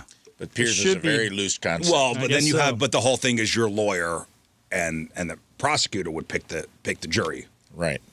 So it's supposed to be fair Yeah. and impartial. 75% of people say they prefer a human jury of their peers. 7% voted for the best widely available AI chatbot. 18% are not sure. So is this a thing that they're No, they're not. Thank goodness. They're not saying this. This is going to be a thing. We're all going to be living in those weird pods like in the Matrix soon. I hate it. Listen, they're also dialing stuff in. I mean, people, with new technology, people are scared all the time. Well, no, People there's get reason scared to all the time. be. I was watching a thing yesterday. Congress was talking to somebody with the EPA, and AOC brought out like some jars of water from this community after a data center was put in, and she was talking about the EPA regulations and how are these data centers, before they're going in to the communities, are they testing the water before and then after? Because I mean, these rural communities are having to ship in water and pay for it from outsourced places because the water is freaking brown, dude. And there's droughts now because of Brown Yeah. water, baby, brown water. It sucks. Yeah. Like really. They're getting their water from the That's- Lake of the And I know it's Ozarks. all like It's brown water. I know you're loving your memes and crap you're making, but like for real, like look into it. It sucks. is really funny that our government for the last 20 years has really pushed right. the green initiatives. It's like with the data I centers. don't like, want to. we don't I care. just asked one question. I'm not No, getting well, into you're big EPA AI, stuff. dude. You're in bed I'm not with big it. AI. You are big AI. You freaking Yeah. bow down to your overlords every week on this I show. do. And who's so I their have to push overlord? back. I'm AI. Analog bitches for life. By the way, AI there's stands for algorithm Italian. yeah, you are angry Italian is Angry what it Italian. stands for. There's this new analog place in St. Louis. Oh God, I think it's just called like the Analog Lounge or something, where you can take old photos with like an old timey photo booth and everything's like analog. And I just want to live there. I've been living analog, dude. I was telling Rizz that today he's like, if you tell me about this show he watched, and I go, man, I'm gonna be honest with you. I've watched one in the whole 6 weeks or 8 weeks I've been living in my new place. I have watched one episode of The Boys on my laptop. I do not have a TV hooked up yet. I have Wi-Fi. I have I scroll on my phone, but I don't have a room where there's like a television in it. Mm-hmm. And I feel like I've been getting a lot of stuff done. Listen, That's awesome. AI is not all bad. There are things that we could do with it that are helpful, and we're dialing it in now. Again, keep Oh, shut up. sucking on the AI Yeah, I will. overlords. Fine. AI. You can't have a nuance. you, AI. Hey man, where's your feminism button? Come on, let's. Feminism. It has nothing to do with Analog. feminism. But we did an Humanism. Humanism. Try to have a R.I.P. to serious Rafe. conversation. No, we want it. Since- All right, let's get to this week's e-memoriam. All right, this week's e-memoriam brought to you by Rizz's AI. Rizz's butt buddy AI. Oh man, what? I don't know. That's where he makes analogs. I didn't. It's a sponsorship. I just read it. For those of you that don't know, the e-memoriam. Well, I'm just looking at some of the instant feedback messages, and like one guy writes, "Marco's pizza is complete garbage." Okay. And then the next message from this guy is, "AI is terrible. Lerna's right." It's just we run Hey, man. on this show. It's everywhere. It's a spectrum of Everybody, everywhere. Yeah. A lot of opinions, and opinions are like buttholes. We all Everybody's got one, and they're gaping, and they stink. Oh, What? Is that not how it goes? Nope. That's not it at all. It's not? I gotta start looking stuff up. Yeah. Nah. Anyway, the e-memoriam brought to you by your gaping anus. For those of you that don't know, the e-memoriam is a lot like the Oscars in memoriam, where we say goodbye to people, places, things, any kind of proper noun. Sometimes it's ourselves, sometimes it's people we pissed off, sometimes it is just something we discussed that week, and sometimes it's just something I decided was funny and I decided to write about it. Whatever it is, no one is safe, no one is immune, including ourselves, and with that, let's start with one of our own. This week's first candidate to say bye-bye to is Scott Rizzuto's man card. great. Oh, no. That's right. Today we decree the ceremonial revocation of Scott Daniel Rizzuto's man card after a tiny baby, itty-bitty deer, a little fawn, wandered into the fenced enclosure in his backyard this week, and instead of springing into action like a rugged outdoorsman forged by the spirit of the frontier of America, he reacted like Richard Simmons saw a mouse in the house. Ooh, get out of here! Oh, my God! Honey, what I do went we do? outside. It was raining. Okay. He did not have little shorts on. Yeah, I did not have little shorts on. He did underneath. He had little striped shorts on underneath. In fact, you were in the middle of sweating to the oldies, too. The real funny thing is, I turned to my wife when we saw the little fawn in the enclosure. I went, "Let's be heroes," Yeah. and it turned into this. And then it was too hard. Let's be heroes as long as it's something I can Let's get be done in heroes. Let's 2 to 4 rescue. minutes. Let's rescue. Well, congratulations, Captain Save No Dough. Oh, You looked upon a trembling woodland creature trapped behind metal bars and said, "Better call the gas company." The gas company. He called the gas company. He said, First of all, "Climbing the fence." that's wrong. MSD is the sewer company. He called the sewer company. Which deals with gas. That's even worse. I don't know what kind of... I mean, that's technically gas. Thank you, Scott.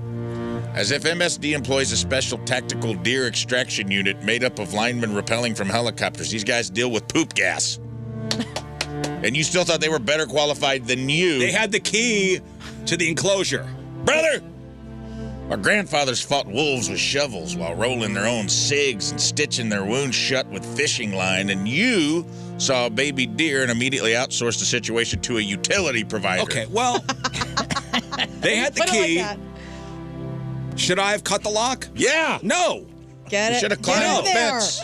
They're a public utility. And I don't want the bill for a new lock. Somehow, when he told the story this week, somehow he still told the story as if he were the hero. Well, I made the phone call. I got the fastest thumbs in the Wild West of Wildwood. Congratulations, man. A phone call. By that logic, I personally won World War II because I emailed a veteran, "Thank you for your service," one time.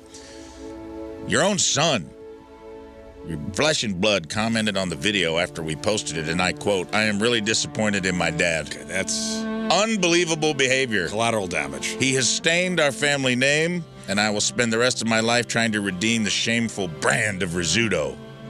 Rafe, will you please be my new dad? End quote. And I was like, yes, of course I will. Good, then you pay for college. Not a problem. Now you have all the responsibilities. Not a of what problem. it takes to be You know what? I'll call MSD, the see if they'll father pay. of a 16, 17-year-old kid. I'll call Spectrum, All right. see if they'll Have pay fun for with that. college. I will send you all the bills now. You know, there was a time New in this dad. country, old dad, when a man would have climbed into that enclosure barehanded and gently carried the fawn to freedom, nodded once at nature, winking, and eaten a foot-long kielbasa before picking up his wife by both ass cheeks and making sweet, pounding, pile-driving love against the wall. So I think I made the right call. Yeah, well, you didn't do that. Instead, you stood on your patio like a nervous HOA president, waiting for the natural gas professionals to handle the terrifying 15-pound herbivorous killing machine assault deer. Now, I'm not saying you're not a good man. I know that you are. I'm just saying if Red Dawn actually happened in your backyard, you'd lock the doors and call Spire customer support. You know, I do have to have a talk with somebody in my family, so I'd lay my clothes out in the morning. Somebody replaced my pants with a skirt. Cute. Well done, boy. Well done, I'm Shmuel. not sure who it was. Oh, that is beautiful. I think we all know who it was. that is hilarious. Whose skirt? Meals or your No, my daughter's skirt. little skirt? even Oh, better. dude, Yeah. even better. That's so good. Lafayette Flyer. Congratulations. It's called a skort. I don't know. It was the cheer. Congratulations to skirt. Scott Rizzuto, Lafayette's newest high flyer. What great kids you have. Bye-bye. Good for them. Happy summer, kids. At my own home. At my own home. You done. Bye-bye. I love it. You were defeated by Bambi. Sad. Sad days. Okay. Next up, the STL Aquarium. I went to the aquarium over the weekend, and I had an experience, and I reported my experience, and that didn't make some people happy. Listen, I got an email from a frequent flyer, what I would call a chronic bitcher named Ben. He gives us a lot. Yeah. No, those weren't there. Those weren't there. They were there in the video, a fake video that John Goodman narrated. They're like, here's what you won't see at the aquarium today. The email came in and said, hey, Rafe, my brother, the aquarium only ticket is $32, not $50. You paid for extras you didn't want, like the rope course. You don't have to buy a package. I've taken my daughter twice, and she still wants to go. She loves the train ride, otters, sharks you can feed, stingrays, touch jellyfish, touch sea anemones and sponges, fish Oh, as a daughter. that eat your dead skin cells. Plus, the rope course is awesome. Why are you crapping on our attractions? I've done the rope course with my kids 3 times, and we love it. This segment sucked. Oh, boy. Well, I'm sorry that I had an opinion of an experience that I personally had. You just said all the things I said. I said the day we talked about it, did I not? I said this, it's fine for kids. It's made for kids. It's third grade field you have trip to like and below. everything he likes. Yeah. And my whole point was, I've been telling people to go to this aquarium sight unseen, thinking it was like an experience. And you finally went. And I finally went, and I It took didn't people live up from to your out own of town, hype. and it didn't live up to the hype I've been giving it, and I was embarrassed that I've been sending people down there. It should be part of something else. And just to prove to you that I'm not alone, rather than even writing some scathing takedown of the aquarium, I just went on TripAdvisor. These are all real reviews, and I put it up against the aquarium at the Bass Pro Shop, the Baltimore Aquarium, and the St. Louis Aquarium. And I'm going to give you the first 2, and then I'm going to read the St. Louis one. Bass Pro Shop, which we've been to. You've been locked inside. Yes. The aquarium adventure side feels massive shipwreck tanks where sharks and giant rays glide overhead through underwater tunnels, plus immersive environments like Louisiana swamp filled with alligators. An Amazon rainforest packed with exotic fish and reptiles, glowing jellyfish, mangroves, deep sea exhibits that feel straight out of a sci-fi movie. The giant ocean halls use dramatic lighting, sound effects, and enormous tanks to make you feel like you're scuba diving without the panic attack of actual scuba diving. Plus, they have wildlife galleries, recreating environments around the world, including Arctic tundras, African savannas, Ozark forests, and mountain wilderness with cinematic animal dioramas featuring bears, wolves, elks, penguins, and big cats. It was like a theme park, an adventure, and a traditional museum. Can't wait to go back. So that's at Bass Pro Shop. That's a Bass Pro Shop. Wow, that was That's pretty great. That's a fun aquarium. Here's the Baltimore Aquarium, a city approximately the same size as St. Louis. The National Aquarium in Baltimore feels like walking through a different ecosystem every minute. Its massive Atlantic coral reef exhibit features sharks, sea turtles, stingrays, and tropical fish circling a recreated shipwreck in a multi-story tank with blacktip reef sharks cruising through the vibrant coral environments. The aquarium also includes humid tropical rainforest filled with free-flying birds, monkeys, waterfalls, and reptiles that make you feel like you stepped onto another continent. Other highlights include Australia, wild extremes with crocodiles, jellyfish, venomous creatures, and bizarre deep-sea animals. Plus, dolphin discovery, puffins, octopuses, moon jellies, touch pools, immersive underwater exhibits. The dramatic lighting, tunnels, and cinematic sound design make the whole place feel like an aquatic adventure more than a traditional aquarium. 5 stars. And now, TripAdvisor's St. Louis Aquarium review. Okay. How many stars? 2.5. The biggest problem with St. Louis Aquarium at Union Station is it feels less like a world-class aquarium and more like a very expensive screensaver that you walk through in under an hour. Whoa. Don't get me wrong. There are some genuinely cool moments. Shark Canyon's impressive. The jellyfish are fun to pet, and the giant projection lobby is beautiful. But after hearing 13,000 animals and millions of gallons of water, you'd expect kind of a sprawling aquatic adventure that makes you lose track of time. Instead, the experience kind of peaks early and slowly turns into a series of small tanks, crowded hallways, touchscreen kiosks, and children slapping the glass like tiny drunk gamblers trying to hit all sevens at a casino aquarium. A lot of the criticism online circles around the same thing. It's just smaller than people expect, which is what I said. I said the otters were doing a lot of the heavy lifting. Multiple visitors describe it as underwhelming, quick, and one and done, especially when compared to larger aquariums in places like Baltimore, Chicago, or Atlanta. And honestly, living in St. Louis almost makes it worse because the city is spoiled with attractions like the absolutely elite St. Louis Zoo. What, the zoo? We had a zoo? Yeah, we got a zoo, and guess what? It's free. Oh, it's free. A massive, nationally respected free zoo that can eat up an entire day. So why pay aquarium prices that are on par with these other aquariums that are world-class experiences and paying for parking? It creates a weird sense of, wait, what was that? The aquarium isn't terrible. It's clean, family-friendly, and visually polished, but it often feels more like an add-on attraction inside of something else and less of a destination. Is that what it's meant to be? Which is an what we add-on? said. Is that what it's meant to be? Like it's meant to be part of Union Station. Yeah, it's a collective. It's not a standalone thing like the Shed Aquarium in Chicago. But there's nothing else there. Well, you got the wheel. You got the wheel, you got food. That's You're supposed part to of do it. it all. You got one Right, day. it's part of Build-A-Bear. It's part of the. So a Ferris wheel. Yeah, build a bear. And you go to the Whisper Arch, which is exciting at Ooh, Union yeah. Station. You've never done the Whisper Arch? No. Oh, that's when you that's- stand on the one How much is side that? of the. 30 And you more dollars. whisper to it, and you can No, it's hear free. it on the other side. It's free. Here's the Just thing. much like our zoo. I looked at ticket prices. They're the same. The Baltimore Aquarium, I just think it's overpriced. I think for 10 or 15 bucks, think about this. You're a family of three. 3 kids. Say your dad on the weekend don't even take mom with you. Even at 30 bucks a pop, you're 120, 130 bucks deep for this thing, and it's knocking 45 minutes off your day tops. It's just a little overpriced. I'm not saying that it's a bad thing. You can pull your panties out of your butt crack. 314. No disrespect to the aquarium, but it's trash. And- Rafe is on point here. Thank you. Bye-bye. Is that the same Marco's Pizza guy? No, different. Oh, he did comment on Marcos, by the way. There's a good Marcos on Manchester. Thank Okay, you. Thank you. That's nice. Next up, the Netflix divorce package. Guys, we talked about a divorce this week where the woman actually got a judge to decree that her ex-husband had to keep Netflix. And we came up, this seems like this should just be something Netflix offers, right? Yeah. We all agreed on that this week.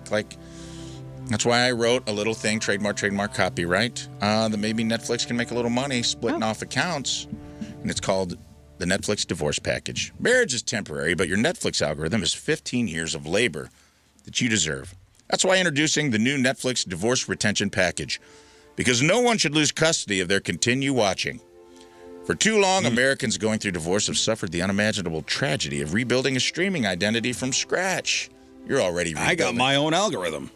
You're already trying to get your groove back. You shouldn't have to figure out what you want to watch. One day, you're peacefully sharing a home, a family, and a curated true crime recommendation feed. The next, some family court judge is trying to tell you, ma'am, he gets the lake house and the profile that's already on the 6th season of Love Island? Not on our watch. Just like the old days when cell phone companies let you keep your phone number after a breakup, Netflix now allows recently divorced Americans to transfer their viewing history, recommendations, and revealing documentary preferences into a brand new independent account. No more losing your carefully trained algorithm. Your late-night Korean revenge thriller suggestions, or your sacred dignity of having to explain to a fresh homepage, all of a sudden you want to watch baking competitions and women escaping cults? With the premium support separation tier, you can even preserve your My List subtitle settings and the confidence of knowing Netflix still recognizes you as the one who watches serial killer documentaries while folding laundry. Yes. That's important because divorce is painful enough. Your streaming plan allows both parents continued access to Bluey, Disney movies, and some exhausting account asking, are you still watching? No Netflix.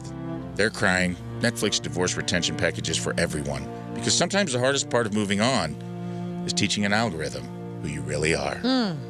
Copyright, trademark, bye-bye. Great idea. I agree. I just wanted to get it out there so we could sue if they do it. Right. Finally, this is a tough one, guys. We lost Schlitz beer this week. The final Schlitz was brewed. Schlitz happens. Yeah. Am I right? 175 years? 175 years. And I wanted to write a send-off to a beer of the 70s. You know? Yeah. So why don't we get some 70s music on? I want to say goodbye to Schlitz in style. Let's go. Uh-oh. Watch out! Helicopters are coming. Is that CCR I hear? That's right, Schlitz beer. Friends, Americans, most importantly, boomers. Nice. Today we raise one final frosty glass to Schlitz, the official beer of the 1970s and the unofficial sponsor of wood paneling. The only beverage scientifically proven to pair perfectly with your Aunt Pam's Virginia Slim cigarette ash accidentally falling into a Waldorf salad at the family reunion. Schlitz wasn't just a beer, it was a lifestyle. Ow!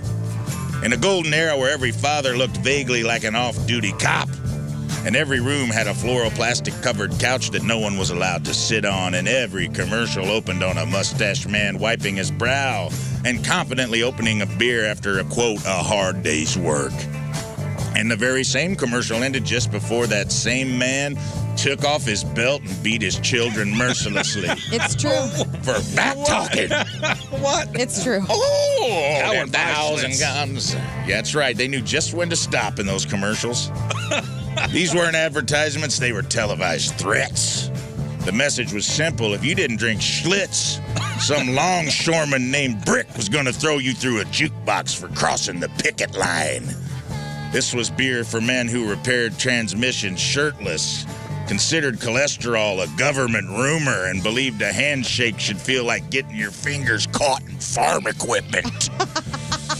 One sip of a Schlitz, and suddenly you wanted to buy a snowmobile you couldn't afford, yell at your son for not holding the flashlight right, and explain to strangers why disco was weakening the national gross domestic product. The ads promised danger, toughness, and the constant possibility that a cowboy might punch you in the face if you ordered wine. Schlitz was the drink of lawn darts and gas shortages. A magic Milwaukee elixir that put hair on your balls and bass in your voice so you didn't grow up to sound like one of the goddamn Bee Gees. This beer was brewed for a generation that believed safety goggles were for pinko commie dirtbags. You didn't enjoy a Schlitz. You choked it down like the memories of what you did as a grunt in C Company during the My Lai massacre in '68. You willed the bitter brew down into your guts to dull the faint sound of chopper blades at the LZ you barely made it back to as the Viet Cong swarmed your fighting position. Anderson didn't make it, and you think about it every night. Its flavor profile could best be described as cold enough to stomach, and honestly, that's all you needed as an American in the 70s. Anderson! Anderson! Avenge me. Because Schlitz came from a simpler time when babies rode in the front seat, toddlers rode on the wheel well in the back of the truck bed, and 12-year-olds drove home because his papa got carried away at the VFW again, and he needed his truck for work in the morning. So tonight, came in at just the right time. We salute you, Schlitz. You weren't fancy, you weren't smooth. Hell, you were barely even wet. And somewhere tonight in the great rec room in the sky, a man in Magnum P.I. short shorts is cracking open one final can while Styx album plays softly in the distance. And he toasts a ghostly glowing neon Molson sign and quietly whispers, "You're on deck, Molson. You're on deck." Sorry, America. I have to report this today. You've licked your last Schlitz. Reflect and cherish the beers you have. Soon you may have sucked your last hams or gone in for your final Pabst schmear. Bye. R.I.P. R.I.P. Schlitz. 75 years, huh? Wow. You had a good run, Schlitz. No more getting Schlitz-faced. Nope. Schlitz got real. And now on to real RIPs.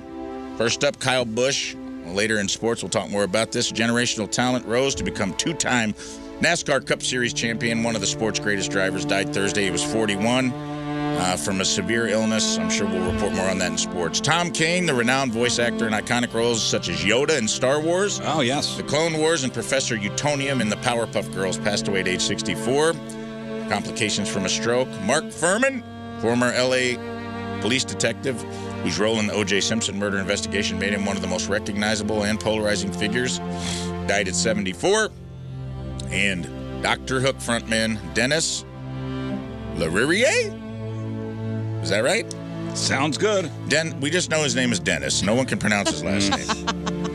Only the Lord can when he gets to the gates. He died at 76. Have you ever found yourself singing along to When You're in Love with a Beautiful Woman?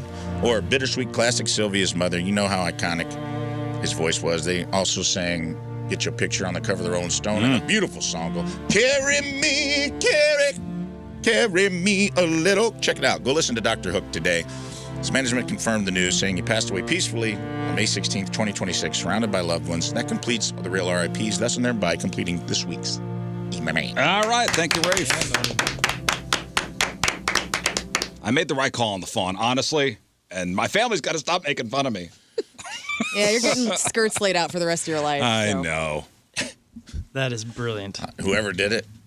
Yeah, they're punished. I won't text me They're right punished. now. Whoever did it, text me. I'll keep your secret. They're I just want to punished. know who did They're it. done with school. They're sleeping. It's beautiful. Listen, we got to take a break. We'll come back and we're going to play a new game. It's called the 3-Song Showdown. That's right, the 3-Song Showdown. So we're going to give you 3 tracks from a legendary band, but these aren't the obvious number one smash hits. If you think you're a true music head, give us the band, prize is yours. 2 out of 3, you win. Okay? We're eating cronuts. We are. God dang, These are they're good, amazing. dude. Right? Straight from New York. Excellent. Baked Thank on, you, Lauren. Baked on Wednesday. Got them yesterday. Excellent. This is I've great. never had one. Oh, my Yeah. God. Thank you, Learn. You're welcome. These weren't a thing when I lived there. Well, and when I went to Vegas a couple weeks ago, I found that Dominique Gonzel had like a satellite bakery there, a couple of them. Right. And so that was one of my top priorities because I'm a fat ass. I was like, I got to get a cronut. And then I loved it. And they had a green tea donut there, or cronut there. And then this one is a strawberry milkshake and brown sugar Excellent. cronut. Unbelievable. And it's exactly the one. You said they don't tell you the flavor. That's No. how confident you have to be in your product. Is like, Yeah, you like, order here's it, what you're getting. Here's what you get. Very New York. But it is the flavor I wanted. It's Strawberry cool, right? milkshake. Strawberry milkshake. I love it. Yeah, It might be top 3 desserts I've ever had. it's pretty decadent, and it's not as sweet as I thought it would be. Right. You look at it and you think, I okay, love it's it. kind of cream Yeah, it's filled great. and it's got icing on top. But the croissant donut is So what it's a makes it kind croissant donut. Perfect. It's the perfect balance. So thank you for that. of, You're welcome. amazing. Yes, thank Had to you. share. Hey, we Thanks, forgot to include in the memoriam Who we forget? the heart attack grill. Oh, I saw this and I was going to say it. I didn't know if you were going to talk about the it today. heart attack grill in Vegas is no more. Sad.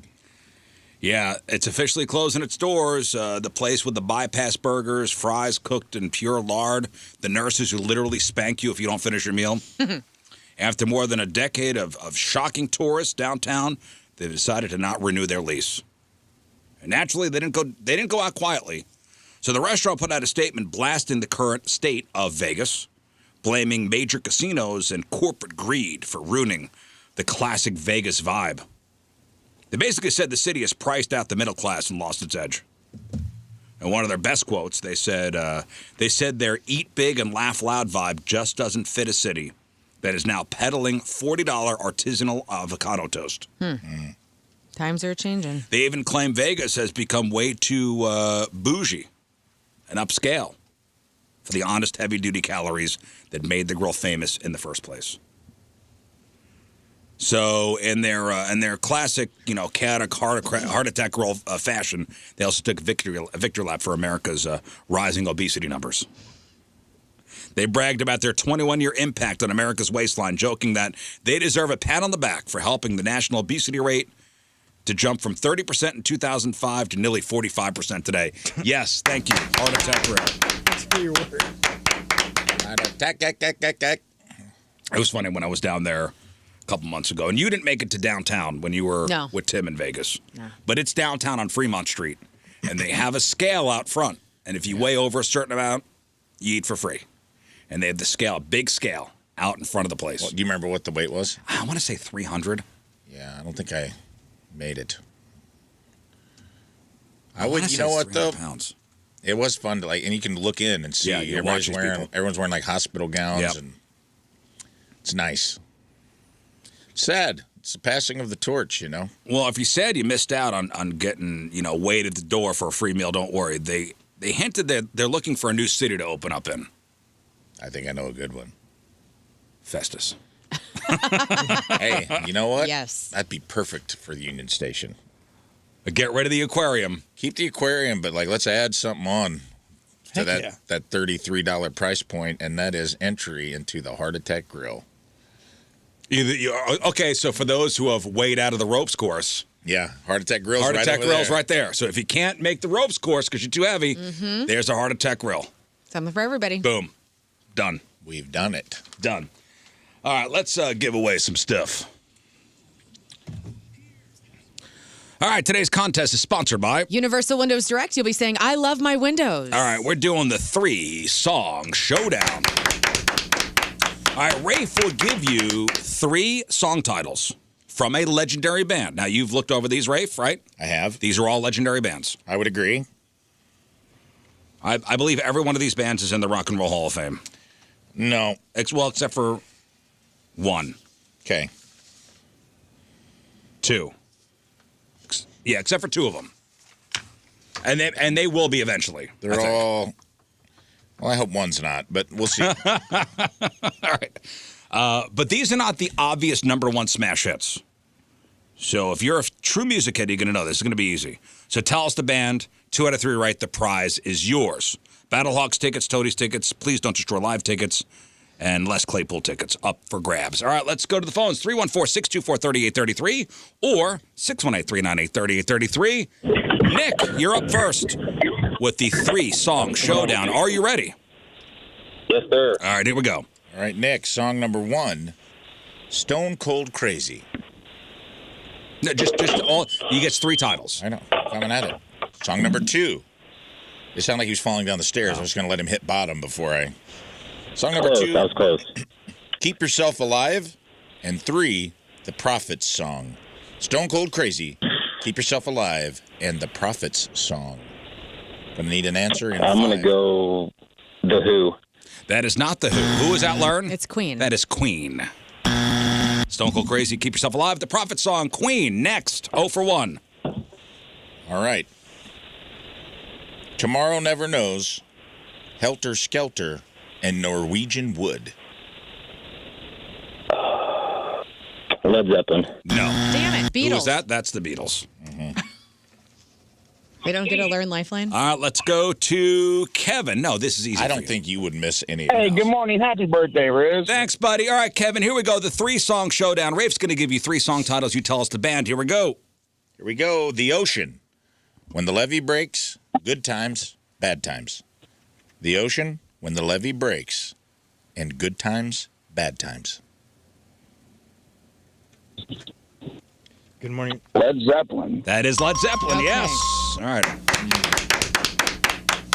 1 for 1. Did you look that up, Need a Kevin? little quicker answer next time. No, I feel not like at we're- all. Don't. Hey, Kevin, let's be honest. Stop looking stuff up. you're going to need... Actually, we'll have a countdown. Yeah, I'm going to start counting it down. I'll count it down. All right, you count it In down. your head. Let's go. If You Want Blood, You've Got It, Shot Down in Flames, and Big Jack. Oh, shit. Oh, you can't say that word. Okay, time's up. Who is it? Who is it? On that one, I don't know. All right. That's That is AC/DC. AC/DC. Come on now. That's AC/DC. Little This is harder harder one. than I thought. I thought this was going to be easier. I'm upset because a lot of these young people do not know the classics. Okay, here we go. Your final one. Your final 3 song titles. Bullet, Come on. The Blue Sky, The Fly, and New Year's Day. Bullet, The Blue Sky, The Fly, and New Year's Day. Time. I 3, 2. don't know that one. You too. That's you too. All is quiet on New Year's Day. Man, I thought this was going to, honestly, I really thought this was going to be easier. We're 0 for 2. There's a couple of these that, I mean, Helter Skelter. should be That's known. a pretty well-known Beatles song. I don't think Good times, bad times. Keep Should yourself be known. alive. Okay. Only call in if you... And Stone Cold Crazy with the Metallica cover of it. Yeah. Come on, man. Aaron. Hello, Aaron. Hey, how's it going? All right, Aaron, here we go. Let's turn this around. The three-song showdown. Hey, Ron, you got this, buddy. The songs are Time, Echoes, and Shine On, You Crazy Diamond. Time. Answer. Jimi Hendrix. No. You done messed up, Aaron. Floyd. It's Pink Floyd. Those are not B-sides, by the way. Okay. This would be so easy to cheat, but I'm not going to. and I'm Of gonna course, get it you're an wrong. honest man, You Aaron. are, Next, Aaron. let's go. Aaron, Gimme Shelter, Sympathy for the Devil, Beast of Burden. Jimi Hendrix. Hendrix, the Rolling Stones. My Lord. Rolling Stones. Those are... I need to talk to everybody's parents. Also, those are not B-sides. Those are A-sides, so that's on you for not getting that. All right, let's go to Toby. Toby, are you a music head? Yeah. All right, let's go. This should be easy then. All right, Here we Toby, good luck so far. People unfamiliar with music. Toby, your songs are Breed, Heart-Shaped Box, and In Bloom. That's Nirvana. There we go. There we go. Good Lord, Toby. Good Lord. Toby, for the win. Before you fall off whatever telephone pole you've shimmied up into the wind. Gold Dust Woman, Tusk, and Rhiannon. I'm not sure about that. Learn. It's Fleetwood Mac. That's Fleetwood Mac. Okay, comes down to this. Here we go. Toby, good luck. Toby! Your three songs are You can long. do it, bud. Let's Your go. three songs are starting now. Longview, Welcome to Paradise, and Jesus of Suburbia. Guns N' Roses? No! Green Day. That's Green Day. Dude, those are point bands, so that's on you Yeah, guys, man. that's silly. Fleetwood Mac, maybe I'll give you, but hey, I have an idea. What? Maybe you should call in if you actually like music and know about music for this game. Yes. You know, when I was putting this game together, I didn't want to put the number one hits on Yeah, there it's because too it easy. would have been too easy. Some of Right. these are easy, by the way. Yeah, some of them The So I are. put Rolling- kind of secondary hits. I didn't think any of the last three were hard. The Rolling Stones, Nirvana, Fleetwood Mac, even, Jesus of Suburbia. Come on, that's a Green Day. That's an A-side. Okay, here we go. Bill. Hello, Bill. What's going on, Rizz? Happy birthday. Thanks, buddy. Let's turn it around here. Bill, you got this, brother. Your three songs. All right. Your three songs are "The Scientist," "Clocks," "In My Place." The Scientist, In my "Clocks." place. 3, 2, 1. Answer. I don't have it, guys. Coldplay. That's Coldplay. Okay, I'll give you that. I'll give you not knowing Coldplay. Okay, Here we go. Your three songs are "Bad Medicine," "Blood on Blood," and "Keep the Faith." Keep the faith. Guns N' Roses. It's Bon Jovi. I like everyone's strategy. Just keep guessing Guns N' Roses. Right. That is Bon Jovi. Your love is like bad medicine. All right, let's go to Kevin. Hello, Kevin. Hey, how's it going? All right, Kevin, let's go. Kevin, your three songs are "Civil War," "Night Train," and "Patience." 1. Time. Time. Mudvayne. Mudvayne, no. Get out of here. Guns N' Oh, Roses. my God, that one was Guns N' Roses. The one time you should have stuck with the These people are strategy. trolling right now. Mudvayne? What? I promise you there's going to be no Mudvayne. This is not on Chad here. I love that you said they're all in the Rock Hall of Fame. I would You know said that. Mudvayne. Okay, here we go. Well, sorry we didn't cater it exactly to you. Any other obscure bands you'd like me to read the titles of? No. All right, here we go. For Total Redemption, your three songs are "Ragdoll," "Mama Kin," and "Janie's Got a Gun." Aerosmith. Thank Yeah! God I would have lost it. All right. And it comes down. I keep thinking about Jimmy Griffin telling us yesterday he looks like Earl Smith. Earl Smith. Earl Smith. That's Earl Smith. Comes down to this. Your three songs are "Give It Away," "Suck My Kiss," and "By the Way." Red Hot Chili Peppers. Yeah! The Lord. Thank God. Winner.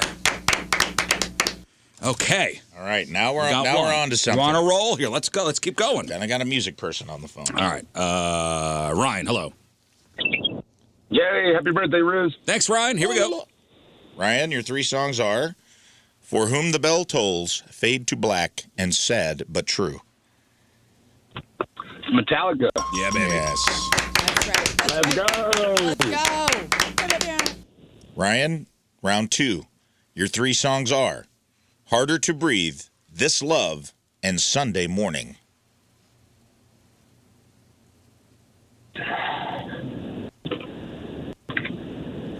Don't Learn type. Lifeline. No, Learn Lifeline. I need to answer. 3, 2, 1. Black Sabbath. No. Maroon 5. Oh, Maroon 5. I was thinking that you take this love. I wanted to throw a Listen, curveball in man, there. I apologize for that. That is the one band that is not and hopefully will not be in the Rock Hall of Fame. Now, for the win, your 3 songs are One Step Closer, Faint, and Paper Cut. 3, 2, 1, go. Need an answer. I believe he hung up. Oh no, that was Lincoln Park. Damn it! Why'd he hang up? I think Brett. Did he think he was done? He won. He could have won. Well, congratulations. Well, I have another one. We can do another round. Let's do it. I'm just thinking, what if Maroon 5 did a cover of Pantera's "This Love"? It would be a curveball at a Maroon 5 concert. I would love it. All right, Kristen, hello. Good morning. All right, one more round here. Let's go. Kristen, let's end on a good note here. Put your thinking cap. Put your musical thinking cap on. Kristen, your 3 songs are Life in the Fast Lane, One of These Nights, and Already Gone. Time. Is it REO Speedwagon? No, the it's Eagles. The Eagles. Okay. Wow. Also, Next. by the way, Don Felder coming to headline Songs for Soldiers, the Oh, Rock Night in that's Columbia, right. Oh, Illinois cool. in September. So cool. All right. Well, she won't Kristen. care. She doesn't know who the Eagles are. Kristen, your 3 songs are My Hero, Monkey Wrench, and Rope. Foo Fighters. Yes. Yes. Foo Fighters. Kristen, it comes down to this, and I will read you the 3 song titles For the win. for the win. Little Red Corvette, 1999, and Kiss. 1999, Kiss, Little Red Corvette. Is it Van Halen? No! It is Prince. Prince. No, you don't get applause for that. Dang it. What's Wow. wrong with our youth? Guys, You must all listen to these bands this weekend and know these songs. I'm not going to lie. Pretty poor showing from the listening audience. I love you guys, but my God. Uncle Rafe is upset. That's upsetting. That's upsetting. Yeah, I listen. Even I some said of the I point said bands. I music, get some I of said them are a little music older. heads. I said music heads. This is a contest for you. Well, Yeah. this is the point. Maybe they were like, where's all the Alice in Chains? I don't know. They missed No, this is- Nirvana. We're a show for everybody. They missed Green Day. And The Beatles. They missed Queen. They missed AC/DC, U2, Pink Floyd, Fleetwood Mac, Linkin Green Day, Park. Coldplay, Bon Jovi, Guns N' Roses, Maroon 5, fine. The Eagles. Maroon 5 honestly was the zinger out of Yeah. all of them. Well, So that was a fail. Speaking of, your Friday fail stories are next. Oh, Thank you. fantastic.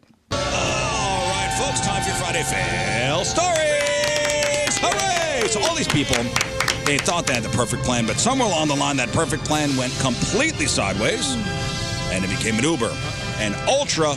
I'm going to say it. Don't. Oh, Do yeah. it. Say it. Mega. Say it. And we're all going to sing at once. Oh, yeah. As one. Here we go.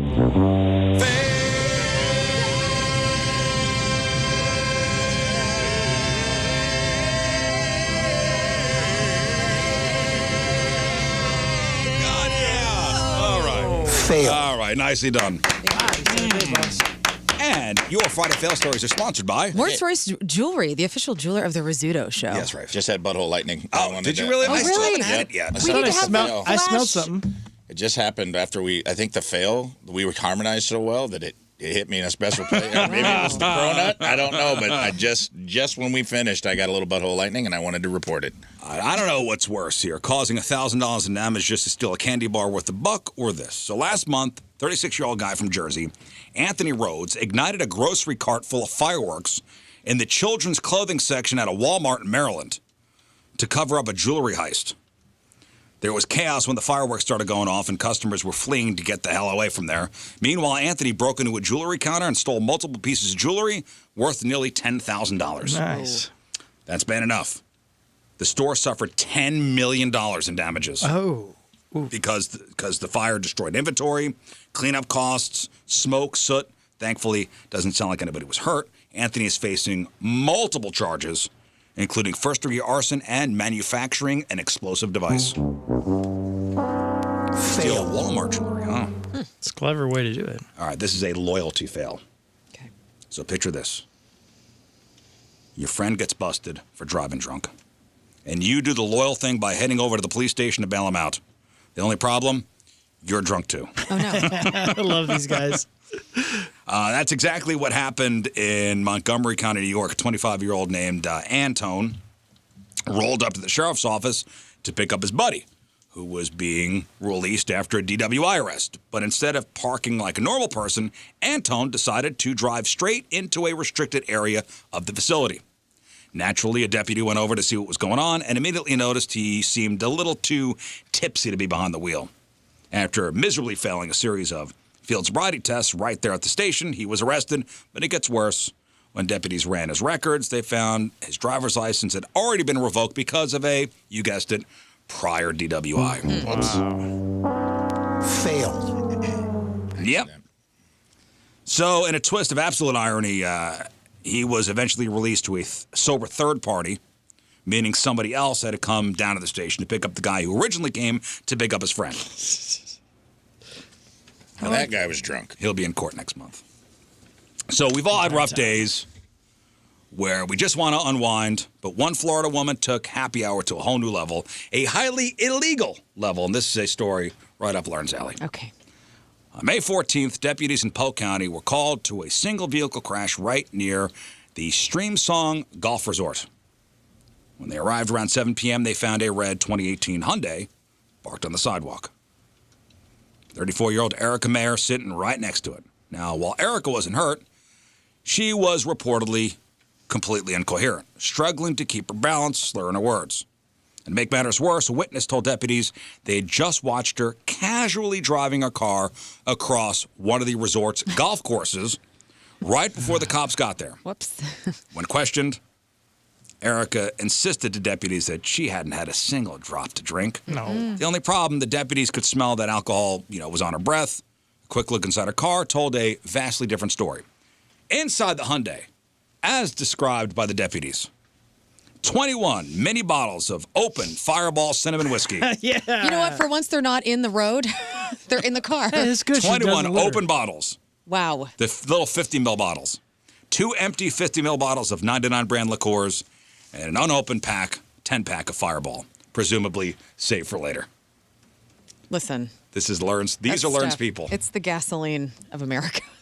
So when deputies asked for her to take a field sobriety test and blow into a breathalyzer, she flat out refused. Her reasoning, she claimed she was just following legal advice she got from her friends and TikTok.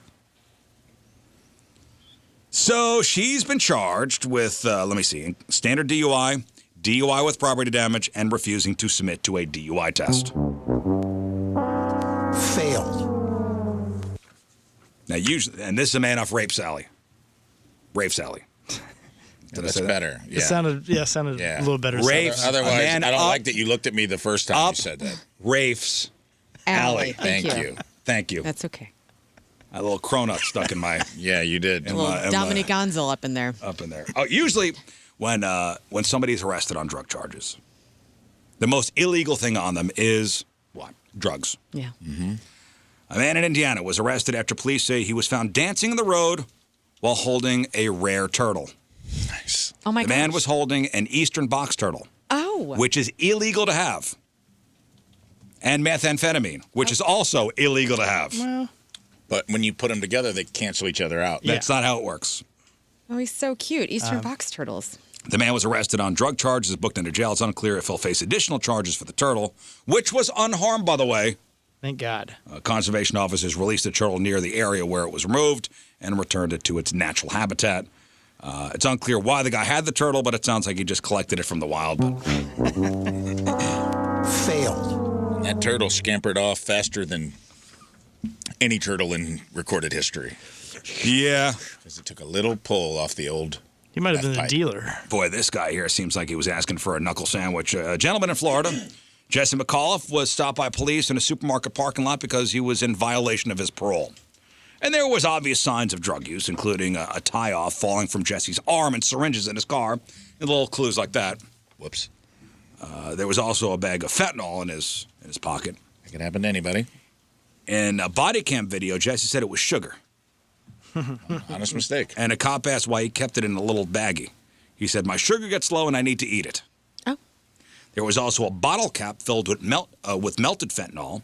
And when an officer held it up, Jesse blew it directly into the deputy's face. Whoa. Oh, Not boy. It looked like a very dangerous attempt to get rid of the evidence. But Jesse said, "I was just trying to blow it off your hand so you didn't get it in your mouth. You might get sick from it. Don't touch it." He's a hero.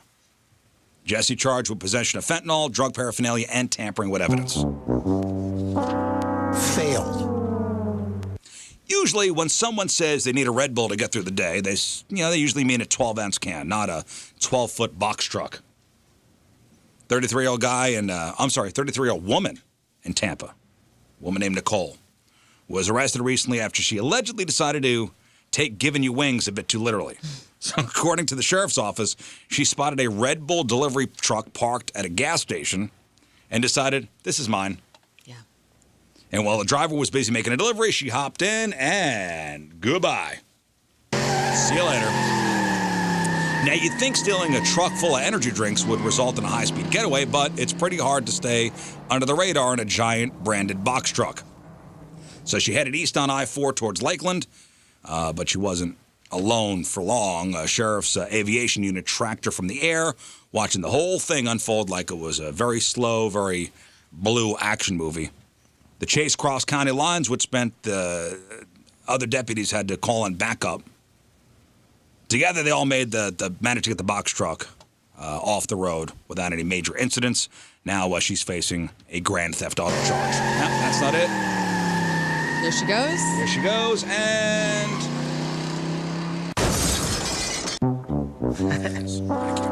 Failed. Potheads aren't exactly known for complex schemes. Three men in Oklahoma were arrested with 2 stolen bongs after they burglarized a gas station early Wednesday morning. The dudes were all 18 and 19 years old. They all had really long hair. Ugh. They allegedly used a hammer and smashed windows to get inside. The cops tracked them down just a block away. The police sergeant said they didn't make it far. I don't know if they really had a plan put together or not. The bongs were valued at $400, and the windows that they broke were worth around $2,000 because they were all unique sizes. Nobody was hurt. All 3 men charged with second-degree burglary. Failed. Stealing the letters from a sign is a dumb crime. Stealing the letters from a police department sign is a really dumb crime.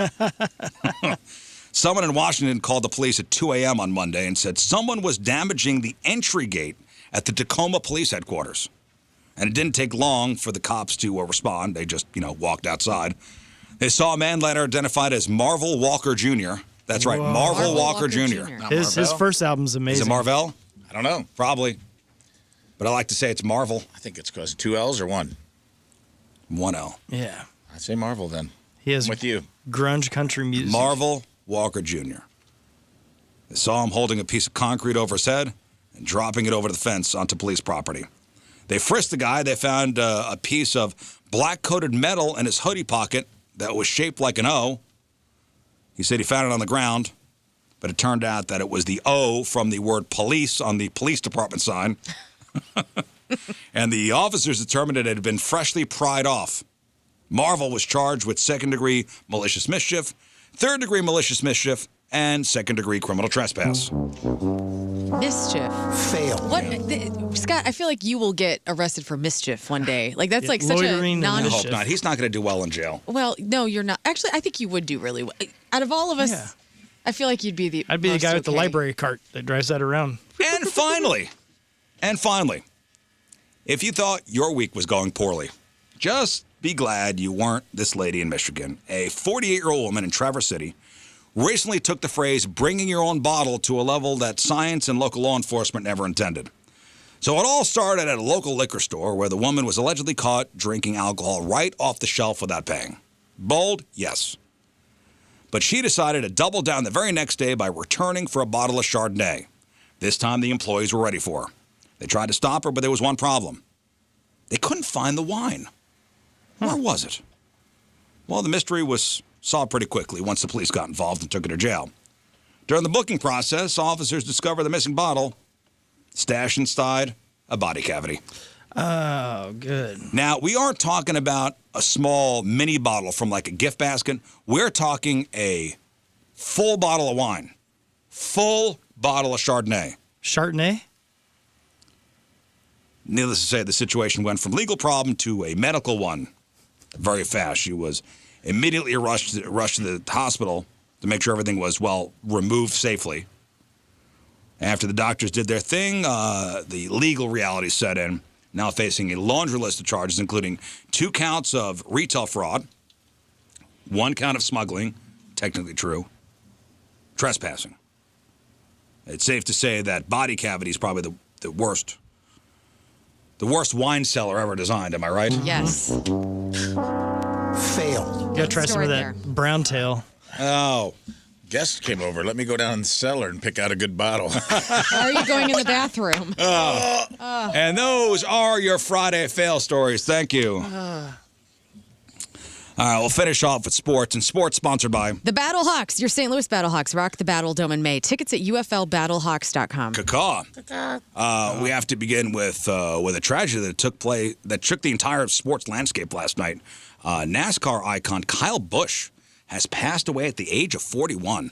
Now, according to a joint statement released by his family, Richard Childress Racing and NASCAR, Kyle Busch passed away on Thursday afternoon after being hospitalized with a sudden, severe illness. And the tragedy unfolded rapidly. On Wednesday, Kyle was working in a Chevy racing simulator in Concord, North Carolina, when he became unresponsive and was rushed to a medical facility in Charlotte. And this comes just 11 days after a race at Watkins Glen, where Kyle Busch radioed his crew asking for a doctor to give him a medical shot immediately after crossing the finish line. He had been battling a brutal sinus cold that was severely worsened by the intense G-forces and rapid elevation changes of the track. He pushed through it, and he finished 8th, and just last weekend he won a Truck Series race in Delaware. His nickname was Rowdy and also Wild Thing. Kyle Busch was one of the most polarizing, fiercely competitive, and just talented drivers to ever sit in the cockpit. He is a 2-time Cup Series champion, but his true legacy is his sheer volume of winning. He holds the all-time record with 234 combined victories across NASCAR's top 3 National Series, more than anyone else in the history of the sport. That's more than Petty.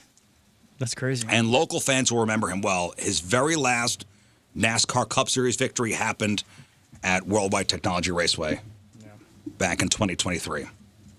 So the sad thing is he leaves his wife, Samantha, behind. Their 2 young kids, Brexton and Lennox. Lennox. NASCAR officials have confirmed that the Coca-Cola 600 will go on this Sunday in Charlotte with a replacement driver in his car. Wow. As the racing family gathers to honor a giant of the sport. That'll be an emotional day for 41 racing years fans. old. Wow. That's crazy. That's brutal. Moving over to the Diamond, the St. Louis Cardinals wrapped up their homestand yesterday afternoon on a frustrating note, falling 6-2 to the Pittsburgh Pirates. The afternoon got weird in the very first inning. The Pirates' Brandon Lowe hit a deep fly ball off St. Louis starter Dustin May. The ball carried all the way to left field, struck the very top of the wall just inside the foul pole, took a bizarre carom back onto the grass, and because of the weird bounce, Lowe was able to circle all 3 bases and slide safely into home plate. That it's an inside the park home run, the 3rd ever hit at Busch Stadium. Good. The Cardinals tied it up in the 3rd inning when catcher Ivan Herrera stayed hot. Solo home run into the seats, but Dustin May hit the wall in the 6th, giving up a bases-loaded single to former Cardinal Marcell Ozuna that drove in 2 runs. May finished the day allowing 4 runs over 5 1/3 innings, dropping his record to 3-5. What's next for the Cardinals? They're packing their bags, heading to Ohio. Tonight they open a weekend road series against the Reds. Kyle Leahy takes the mound at 5:30 our time. Moving over to football, our St. Louis Battlehawks, spending their week preparing for a massive high-stakes rematch down in Texas this Sunday against the Houston Gamblers. If you recall, and I know you do, Houston came into the Battle Dome last weekend, pulled off a stunning upset, handing St. Louis their very first home loss of the year. This weekend is all about revenge and the postseason. The Battlehawks are still sitting at the very top of the league power rankings because of their historically elite defense, which allows a league-low 241 yards per game to clinch a playoff spot this weekend. The formula is straightforward. St. Louis needs to win their game, plus get a little help from the outside with an Orlando, Columbus, or Dallas victory. Our local soccer club, St. Louis City SC, looking to carry their massive high from their dramatic midweek U.S. Open Cup shootout win straight into tomorrow afternoon. They host Austin FC at Energizer Park with a kickoff set for a rare matinee time of 1:45. This is the final match before the league takes a massive 2-month break for the FIFA World Cup. Tomorrow, by the way, is officially World Soccer Night downtown. There's a big block party outside the stadium before kickoff with international music and food. Plus, the first 10,000 fans through the gates get a free mini soccer ball. Oh. Hey. In basketball news, WNBA superstar Caitlin Clark continues to rewrite the financial metrics of not just women's sports, but all sports. According to official merchandise data released by Fanatics, Caitlin Clark has officially surpassed LeBron James in total jersey sales. Dang. She now sits at number 2 on the global basketball merchandise list, trailing only who? Oh. Number 2. She's number 2. Who's number 1? For basketball? Yep. Man, LeBron's not number one. LeBron's number 3 now. So it would be... It's this person, Michael Caitlin Clark, Jordan? not Michael Jordan. Steph still up there? Larry Bird. Steph Curry. Okay. Did you also see that she's going to be, did you say this, that she's going to be the Grand Marshal? Yeah, the Indy 500. Indy 500. Yeah. So cool. Also in basketball, the Knicks defended their home court again last night, dominated the Cavaliers 109-93 to take a commanding 2-0 lead in the Eastern Conference Finals. And in hockey, the Eastern Conference Finals got underway last night, and the Montreal Canadiens, in a stunner, took Game 1 on the road, beating the Carolina Hurricanes 6-2. All right, that's your sports. One final break. We will come back, and we will wrap it up. That's right. Thank you, Scott. You're welcome. We're going to wrap it up right after this. All right, that is it for us. Hopefully, you have a very enjoyable long weekend. Mm-hmm. Be careful, all right? Be careful. Don't do anything dumb. Appreciate that. Or do something dumb. I don't know. Whatever you want to do. I don't know. Live your life. We'll see you on Tuesday. Clip of the day brought to you by Michael's Flooring. Also, the podcast brought to you by Dobbs Tire and Auto Centers. And today's podcast is titled... Swapped my pants for a skirt. Nice. Mm-hmm. Very cool. Scott, what else? You can follow me, King Scott Rules, and you guys have a glorious weekend. Hugs Thank and you. kisses. Yeah, be reflective this weekend. It's Memorial Day. So, a lot of men and women died so we can have our freedoms, and be reflective about that. That's something that kind of gets lost in all the partying that happens. But also have fun and have your freedom and do good this weekend. So see you Tuesday. Thank you, Lauren. Rafe? Excellent point. Well made. It used to be Armistice Day, and now it is Memorial Day. So, yeah, take a moment and remember the troops, and no notes other than that. All right. Enjoy your weekend. We leave you with a selection from our Teamers Remember the Day, brought to you by Hot Shot Sports Bar and Grill from Florissant. Ryan Duncan is our Teamers Remember the Day.